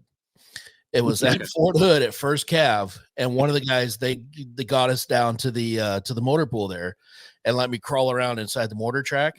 And as soon as they laid the ramp down, I was like, I'm home. It smelled exactly the same. It was beautiful. Yeah. All right. So whenever we go to a live event, like a sporting event or whatever, and they've got those static displays. Yeah. Like we went to the Armed Forces Bowl a couple of years ago, and they had a Humvee. The Marine Corps had a Humvee out there, and it was deadlined, right? Like they brought it out on a flatbed and just pushed it into place. Of course. Right. It's the only Probably because that's the only way to get it there. Well, no. The only thing they can get dispatched. All you got to, dispatch it. Just make sure that you got your manual and make sure the guy's got his license on him, and just put the fucking cable around the damn. Anyways, I'm climbing around in this Humvee, and I'm like, yeah, all right. I reach over there, the MGS platform, the gunner's platform, right? Yeah. Pull that damn thing up, put the pin in there. The dude, this Marine's like, what the fuck are you doing? I'm like, Fucking worry about it. You don't know about the MGS platform? He goes, well, that's the gunner's platform. I was like, no, nay. I pulled a nay on him. I was like, this is where you put the MGS. And he's like, fuck is an MGS? I'm like, you're obviously not a golfer, right? Because as a tow gunner, the MGS, that's where the MGS went, right? Yeah. When you have the tow system up. But yeah, and then last week, as a matter of fact, I've got to track this dude down, but he was driving down Oyster Creek here in Lake Jackson, and he had a civilian. It was a DRMO'd Humvee. It was a command truck, right? No way. Yeah. Instead of having the run start switch, it was a key, right? Yeah. It was set up with a key. He still had the 6.2 Detroit diesel engine, right? Oh. So I heard this before I saw it. I heard this, right? I'm like, dude, that'll pull you out of a deep sleep too. Dude, I was like, wait a minute. So I rolled my window down and I'm riding behind him, right? I can smell it. I can smell the exhaust. Right? Yes. Now, JP8 has a very distinctive smell, but it's not too far removed from diesel fuel. Right. But it's still that sound and that smell, and it was like my fingertips, like I could feel the class 1 leak on the front differential, on the rear differential, on my fingertips just by listening to this thing. Yes. And I roll by, and this dude, he's got the doors off, right? And I'm like, okay, all right, that's a bold move. All right, I can respect that. But he had the vinyl top on it. Yeah. And I'm like, you're a bitch. But I'm like, all right, if you're gonna roll, with the doors off, take the damn top off. Yeah, exactly. Be better. Or not. Be better. And I pull up next to him with the light, and the windows are down because I'm enjoying this symphony of diesel, right? Yeah, I mean, and this guy looks over and he's on his phone, and I look over at him and I'm like, where's your 2404? And this guy looks at me and he shakes his head for a minute, and then he, like, I guess it clicked in his brain, like, what? Oh shit. It, like, the recesses of his mind just started unlocking like a Pandora's box, right? Just it looked like a Rubik's cube undoing itself, right? And he snaps his head back over and he's like, the fuck? And I was like, with 2404, you got to pull it over, man. Deadline that. Where's your dash 10? Right? Yeah, where's your dash 10? And the dude, he started laughing, hung up the phone, and he put it on his doghouse right there, the radio mount. And I'm like, ha, bam. Like, I want to get one of those. I really do. Just every person that was in the military wants to get one of those. We cuss those things. Like, yeah. The trucks with the bright burning passion. The gun trucks in my platoon, even the platoon sergeant truck, right? We took the Maddox handle, the Pioneer tools, and we punched holes in the floorboard so that way when we take it to the wash rack, we just push everything down, right? Yeah, exactly. All right, we cuss those things because if it's raining outside, just go fucking stand outside. Mm-hmm. Because you're going to be drier than you would be. Yes, inside the truck during raindrops. Yeah, yeah. It's like I'd rather be completely wet than just little wet. Mostly wet. Yeah. Now here's the question, because the entire time you were talking about this, would you like soup it up or just keep it like barely working like you would do in the military? Oh, no. It would be serviceable, right? I would replace the headlights with LEDs, right? Because you can switch out those. The fucking engine. No, I would definitely switch out that fucking engine. Nope. Why though? No. You leave that 6.2 alone. It didn't do anything to you. Exactly. Dude, really? It's not like you don't know how to work on it, Dave. Well, yeah, it's stupid simple, but I also know how to work with a higher volume of freaking engines too. That's part of the charm. You're going to be running actual diesel fuel. Listen, it would be going to be kinder to your glow plugs than that JP8 ever was. That'd be like getting one of those World War II Jeeps and putting a rice burner in it. You don't. I wouldn't put a rice burner in it. You get a 1940 Williams Jeep and you upgrade the suspension. You just don't do it. Yeah, exactly. As is. If I can now, okay. Now you're asking would I soup it up? Here's what I would do to it. I would put some of that dynamatting in there to soundproof it a little bit. I would try to water tighten it, water seal it up a little bit, right? Mm-hmm. And I would put a stereo system in it. Not like a big thumper, anything, like something very modest, just put like a factory-ish or factory-esque sound system in there. You get your 6-inch double din touchscreen that's got like Apple CarPlay on it or whatever, for Chris, people like Chris with the Android Auto. But just for nothing but cadence the whole time. Right. No, it's like okay. I've had this argument before. My center console would be the radio mount. Right? Oh yeah. Can you imagine though, just pulling And up to the red light? you better believe I'm keeping those nut warmers. Oh hell I'm yeah! keeping the nut warmer hoses, man. I'm saying Come on. you got to. That's part of the But- charm.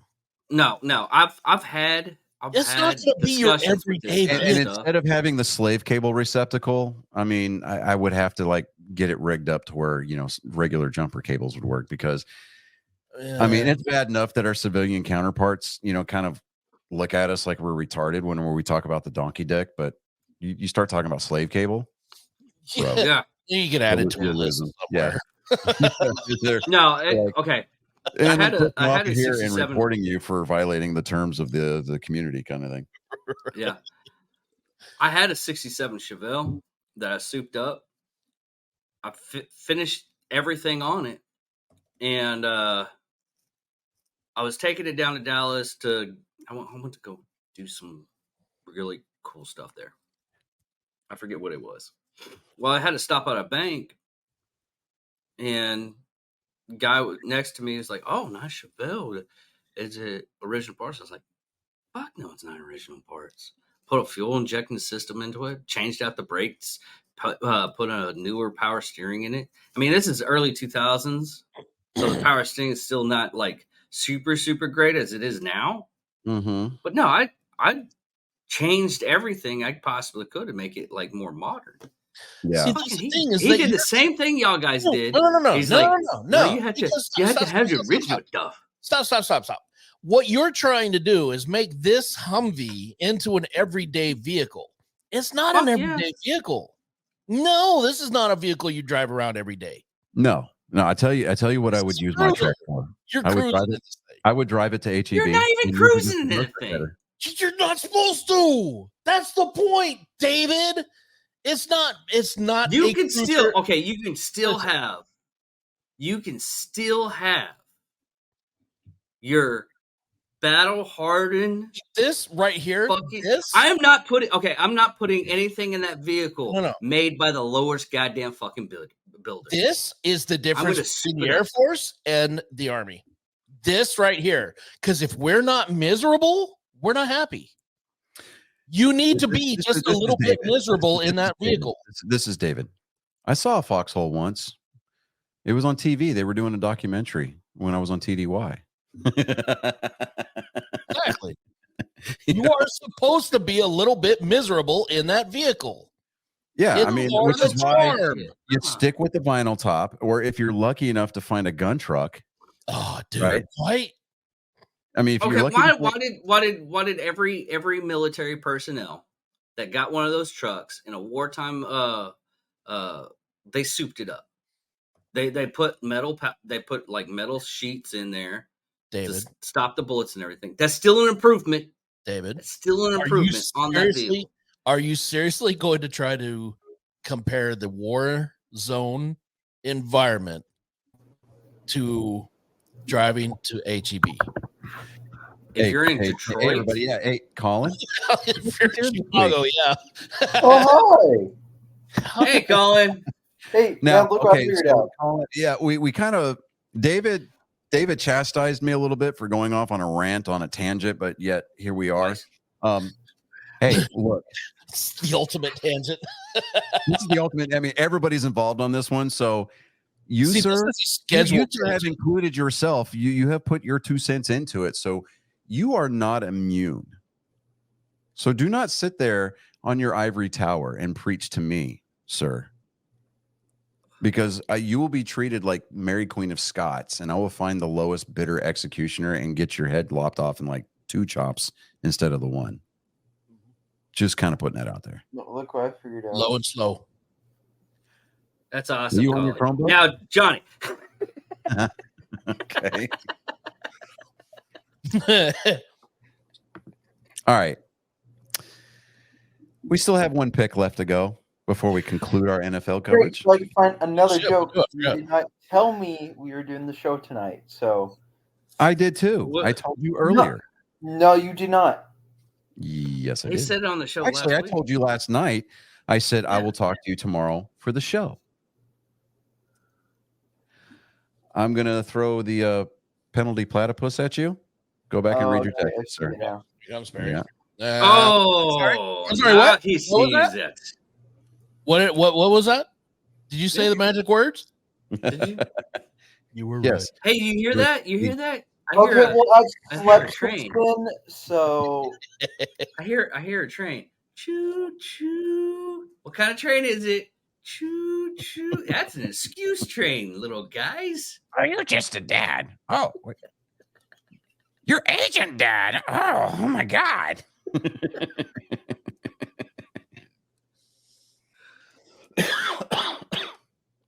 Oh, If you're gonna make a soundbite out of anything, there, Chris, make that one and tag Dan Povenmire in it. Right? You know, I mean, because I used to entertain Colin and Reagan all the time when they were younger with my Dr. Doofenshmirtz impression. It was friggin' phenomenal, dude. It was great. Nice. so So do we even need to guess what our last pick is? I mean, we all said it already. Yeah, we've already said it. All right, so we're just gonna kind of go out on a limb here, and we're gonna take the Lions over the Niners. Yes. All right. So to recap, finally, our 2 picks for the week. Actually, we had 3 picks this week. We're taking the Chiefs over Right, the we did. Ravens. The spread is going to be 15 Taylor Swift appearances on screen. We're taking the under, and we are taking the Lions over the Niners. So we're going to do that. I'm going to copy David, and that is going to be pasted. And there, no, I sent those to Chris. I mean, not Chris. I sent those to fuck, I can't talk. Sent those to Colin. So there we go. All right, so apparently there you we go, can't David. message. I either. can't. I can't because it's one thing whenever I go off on a tirade or a tangent or a rant, but when you muck up the waters by adding your own ineptitude, dude, you I bring do it. fuck up shit pretty damn good. You do, man. I mean, if there's anything that we can say about your consistency is that the amount of wet dream that you fuck up is astounding. I mean, it's record setting. It's awe-inspiring, actually. So, I mean, kudos for you. It is. Monuments will be erected. Yeah, monuments will be erected to your Your ineptitude. your blue ballery. That's that. I mean, You're welcome, I guess. All I can say is you're He's like- welcome. I rearranged my work schedule for this. Fuck you guys. You know what? Fuck you, fake ass bitches. No. Here's the thing. Y'all dumbasses gave me y'all's address, so I can just bust Hey, down bitch. your doors. Here's the thing. Bitch. Here's the thing. Nobody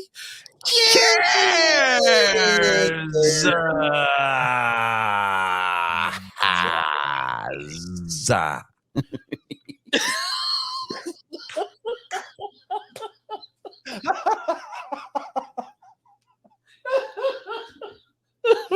The best part of that was watching the light in David's eyes just die. No, They no, were you saw a different type of light. That's what happened. You just Hey, like, that is not your David- slogan, bitch. why is there fire coming out of David's eyes now? I think we took it too far this time, guys. We need to draw it back a little bit. It's usually coming out of his crotch. Now it's coming out of his eyes. I didn't Well, I visit just- I mean, an old 'cause- folks home this week. The impact area shifted north. That's all it is.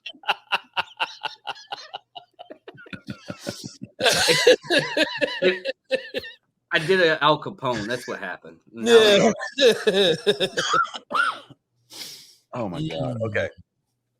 All right, Colin, are you That's not ready? giving you enough time to find something good. You ready there, bud? Yeah. Oh, come on, man. can You barely gotta see you Yeah, gotta, it was. you gotta come in here with a little bit more zest, a little bit more gusto.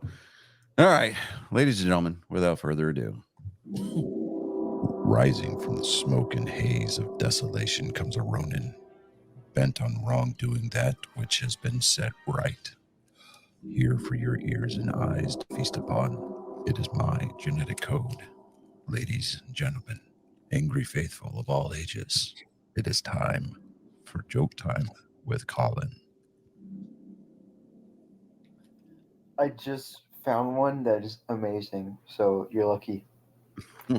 Oh, We feel like regale us with your You think R. Kelly is sitting in his prison cell and he hears Michael Jackson come on the radio and he's like, "If only I could have danced."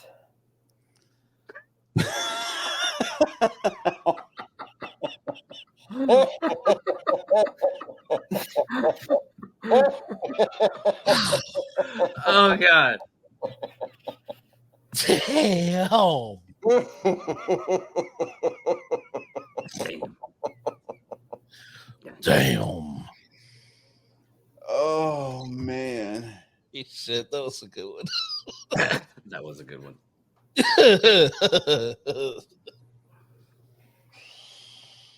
See what you can do with a deadline? Yeah. Put him on the spot. He comes through. Oh, man. Okay. So, what else you got? Notes. See, I don't have to buffer anymore because I can be on my Chromebook. Okay. All right. Yeah, we got that. But you still And we don't have to worry about people calling us racist because you went black screen. So let's go.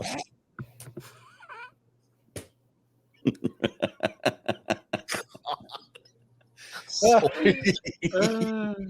bad.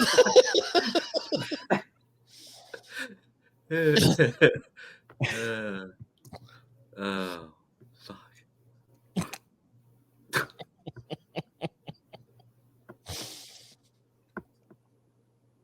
Man, just Yeah, you got to follow to that one. I wouldn't say it's as good, but Oh, come on, man. You what do said you want that me to once. do? Remember, you said that once, and you almost killed us. Yeah. I mean, Oh yeah, because scissor me timbers. arr. Arr, matey. Slide it to my DMs. Hey,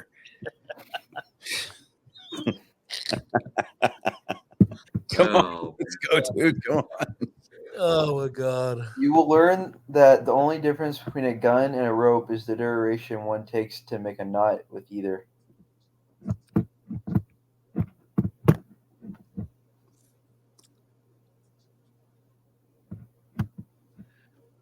What? I don't know. I search these things up, and I'm like, All right, no, run that by us again. The I'm just- difference between a gun and a rope. is the duration one takes to make a knot with either. is there Don't any good ask. gun terminology about a knot? Don't ask me. I search these things up, and I'm like, this one. Okay, so this is the first time in the history of Joke Time with Colin that we are here at Angry Me Production are going to issue an official mulligan. So we're going to take that one off. We're going to scratch that. We're going to wind it back like Willy Wonka. We're going to give you the opportunity, sir, to redeem yourself.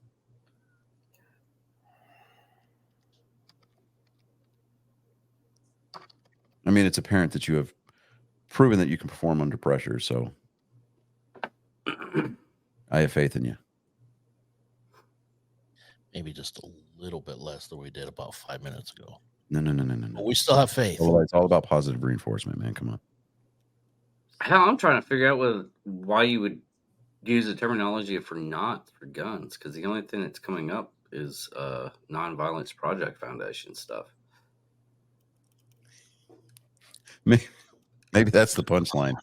Is that he said that with the intention of making David do some work. I'm telling you. David, that wasn't one that you could Google, dude. It's either there or it's not, man. I mean, oh, let me see here.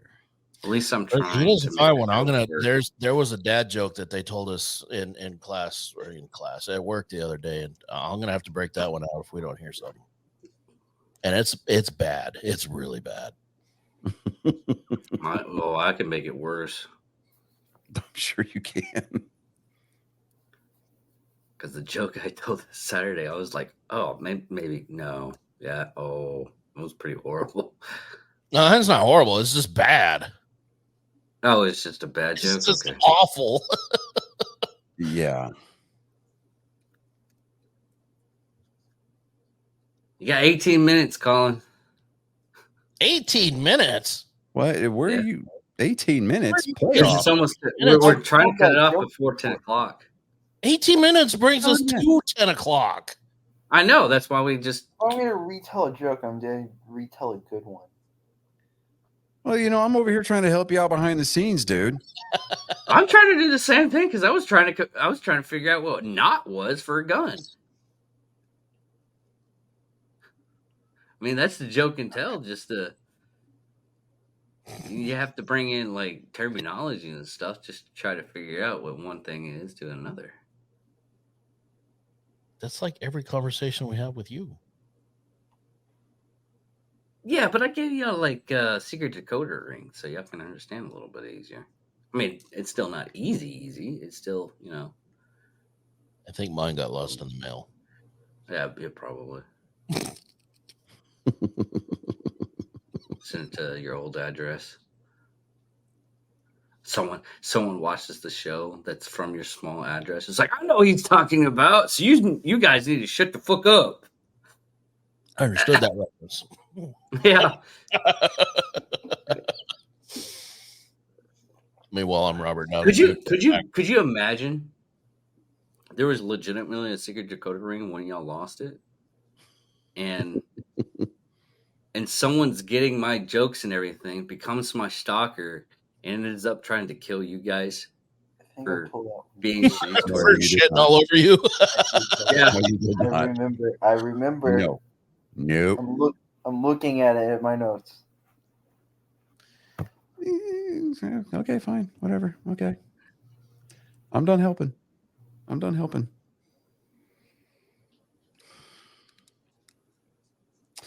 Hey, to be completely and totally fair, though, Colin, I mean, the lackluster edition of Joke Time with Colin is fitting with the theme of the show, considering it's David's first time back in like a couple of weeks. Well, sure. Actually, he does that every time. He's here to bring the rest of the show down. Why shouldn't Colin? I think I scare him. Yes, he's intimidated. Yeah. By your level. I mean, I'm gonna bring my game. I don't have any game. I mean, you are on Megan's list, so I mean, I hear. Oh,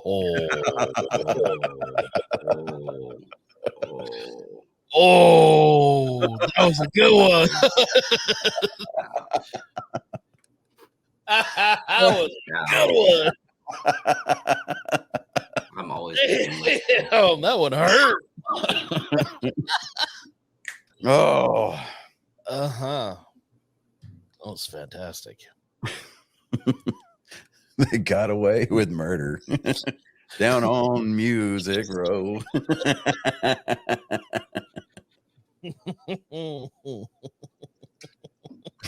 I kind of like this joke that I'm looking at. Then tell it. Yeah, just go for it. Let fly. What if Jews are so smart because they went to concentration camp? Wow.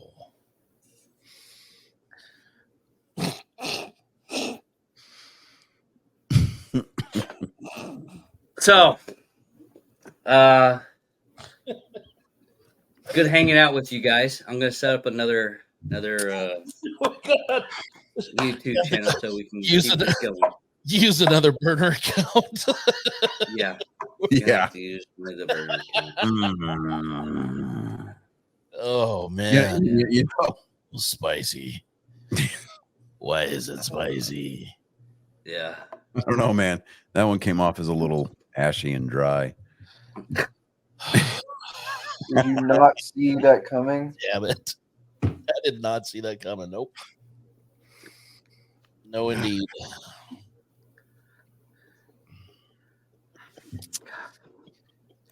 Okay, so yeah. For your moral well-being, you've been witness to yet another traumatic episode of my genetic code assaulting your soul without consent. Yep. Ladies and gentlemen, angry faithful of all ages, this has been Joke Time with Colin. Said on that note. Yeah. Oh man. So yeah, I mean, end of the episode on this one. I think the only thing I finally understand how David feels after Friday night, dude, because right now I'm just kind of numb and empty. Oh, he's not empty. By the time Friday is over, he is not empty. Yeah, it's Okay. more or less. You're like, right. You're right. I just feel numb and feel I just feel kind of numb and No, it's more or less like a St. Jude Children's Hospital. You know, some of the children are dying. Only the ones that you swallow, David.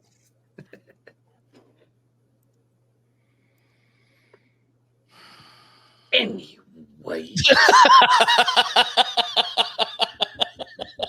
I just like to see Johnny's face going, no, I mean, I'm just sitting here trying to articulate a thought, and I'm like, you know that scene in Kill Bill? Okay, so when the orderly is like letting people pay him to screw the bride. Yeah, like that hit home for David a little bit. I think got a little personal. During December, when my choir went on the little tour thing to sing at nursing homes, I felt so bad. So, okay, when somebody comes into the room, what is the first? Do you say like, I saw them walk into the room? Is that's something that a lot of people say, correct? Yeah. Sure. So I felt so bad after. This guy came in a wheelchair, and I'm like, when I was talking to my friends, because after we were supposed to go talk to the old people, and I went to talk to them. I wouldn't even touch them.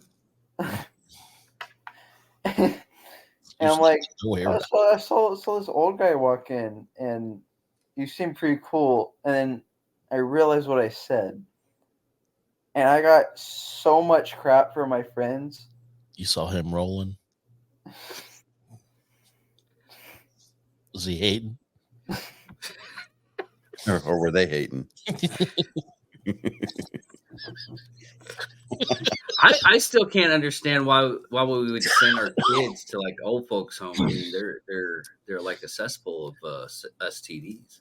So we would before we went in, we put hand sanitizer and all that on. Sometimes hand sanitizer that you can't take care of. Well, no, I'm saying like so that we didn't get the old people like sick. I would be more worried about them getting you sick, honestly. So we don't get the old people sick. I heard that a different way. Yeah, you should probably get hand sanitizer on the way out. I want to address the elephant in the room here.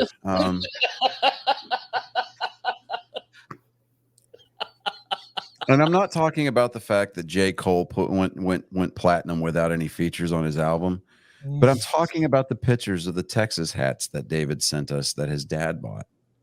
Oh, yes. And that's the conversation that followed.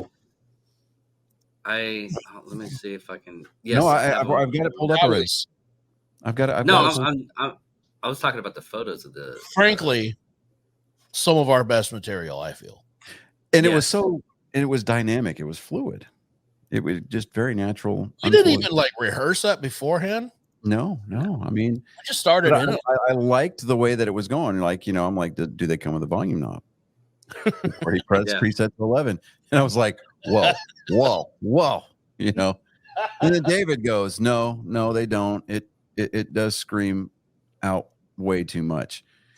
And I followed it up with the gif from the other guys where Mark Wahlberg's like, I'm a peacock, you got to let me fly. Then here comes Chris. He goes, those are the hats worn by guys that fight people who say they hate Morgan Wallen while pounding natty lights. David replies, the beacons are lit. Chris says, the hats come with a divorce and 2 DUIs on the side. I reply, those hats are worn by guys that drive squatted trucks while they swear they hate Florida Georgia Line. David says, you have a nice house and good credit. As soon as you buy the hats, you're in a trailer park with a fat chick and 2 cats. And then Chris replies, they think Jason Aldean is a god and can't name a single Willie Nelson song, but swears he's their favorite. I said, they tell people they drink Southern sweet tea, but keep Splenda in the fridge. That was rude. That was rude. Oh, because what, you keep Splenda tea in your fridge? No, I'm saying that's just. And then David says, I wish I gotta could have feel this bad sweet for my low. dad for his life choices, but I really do feel bad. I'm thinking David tried to say that he wished he didn't feel bad for his dad's life choices. I probably did. I fuck up. Yeah. on messages And I said, all the just fucking think, time. David, your genetic code came from that man. It says, yeah, every once in a while it shows.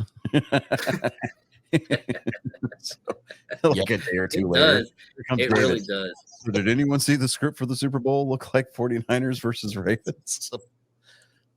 I'm like, I would say at some point That we're was 2 going to days see after. David in blinged out jeans. We're going to see him in bling jeans. I have a feeling. he's going to be wearing those blinged out, cinch jeans. Honestly, I think I With, think he's going to be bumping T-Pain and Luke Bryan. This is real country. out of the 12-inch kickers and the Rockford Fosgate amp.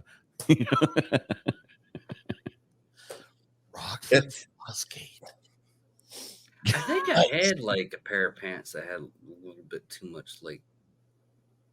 Let me guess. extra. They had crosses on the butt If pocket. it has right? anything beyond a W stitched in I there. bought them up at the mall one year, and they look like good pants. Damn and it! I Don't just- just you Don't.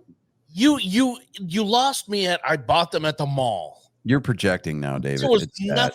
nothing that you said after I bought them at the mall is going to redeem you bought them at the mall. You're so 10-ply. Why are you so basic? You're fucking spare parts, bud. Spare parts. Spare parts. Chris, Fucking I embarrassing. totally agree with you on that one. I should have just realized my mistake at the time, but I was Because young. now we're going to need you to wear them. Should have taken that to the grave. We're going to need photo. We're going to need proof. Yes, now that you brought it up, we must see. we must see said pants. We don't Yes. want you. Oh, no, modeling them. We just need you to hold No. them up in front of the camera. I Yes. got rid of those a long time ago. Sure. There man. is photographic proof. That's somewhere. why you were pointing back No, towards your no, there's bedroom. not. Yeah, pretty much. You saw him, didn't you, Chris? Because he was like, "Oh, Yeah. and he was pointing back, He like, was. I mean, some people are like, "Yeah, I keep my gun safe back in the back Check room." his closet. Somebody check his closet. David's like, "I'm gonna get the fuck out of this." I'll get us out of this. Thank you all for listening. Thank you all for watching. I'm David Dickerman. Nay, sir. Nay. This aggression will not stand. What are you talking about? Buttons. Beverage here, man. You want a toe? I can get you a toe. With polish. Oh, wait a minute. We're Look at making that. Lebowski references, and it's going completely over his head because he's a nihilist. Sounds Yes. exhausting. I did see the You're gonna end up in a fucking coffee can that we bought at Ralph's, dude. I get that, Robert. No, have you heard the theory that what was it? The guy from Billy Madison's the same character. Steve Mm. Buscemi. Yeah, That Yeah. is the same And character Connie. in Con Air. Yes, I've heard that. Yeah. same character in Con Air, and also the character in Big Lebowski. Yeah. I That makes have heard that. Yeah, I have heard that. Yeah. But the timelines don't play out, right? Because No. we hadn't invaded, Kuwait to liberate them yet in the Big Lebowski. And Con Air takes place after Desert Storm. Yeah. Yeah, but the movies were released in different times. So if you follow the release time, then Yeah, if you follow the release times, but if you're talking about in movie universe, I mean the timeline's kind of although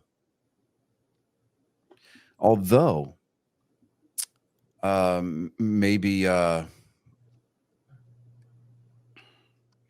Donnie faked his death in the Big Lebowski. That would make the timelines work. That is true. I'm curious about the timeline.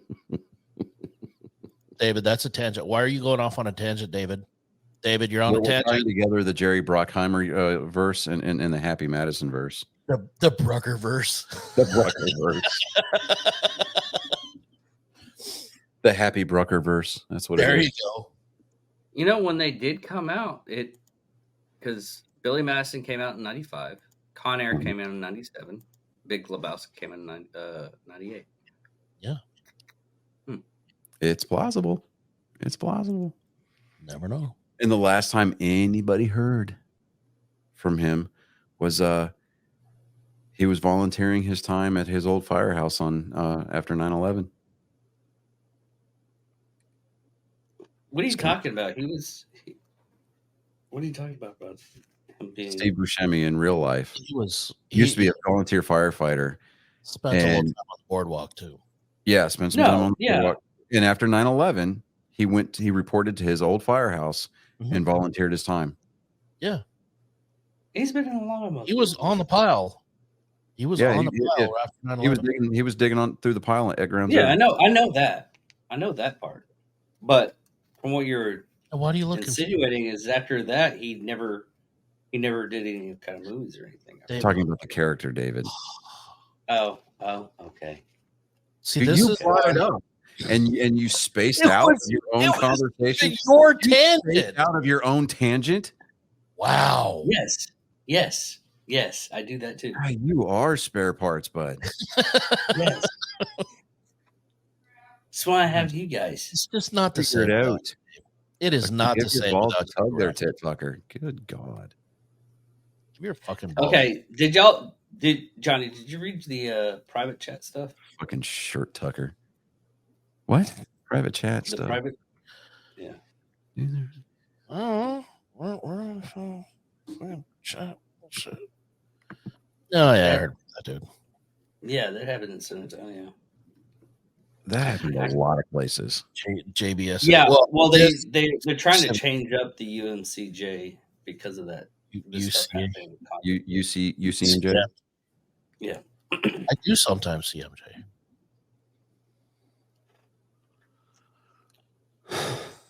Usually it's 10 o'clock now.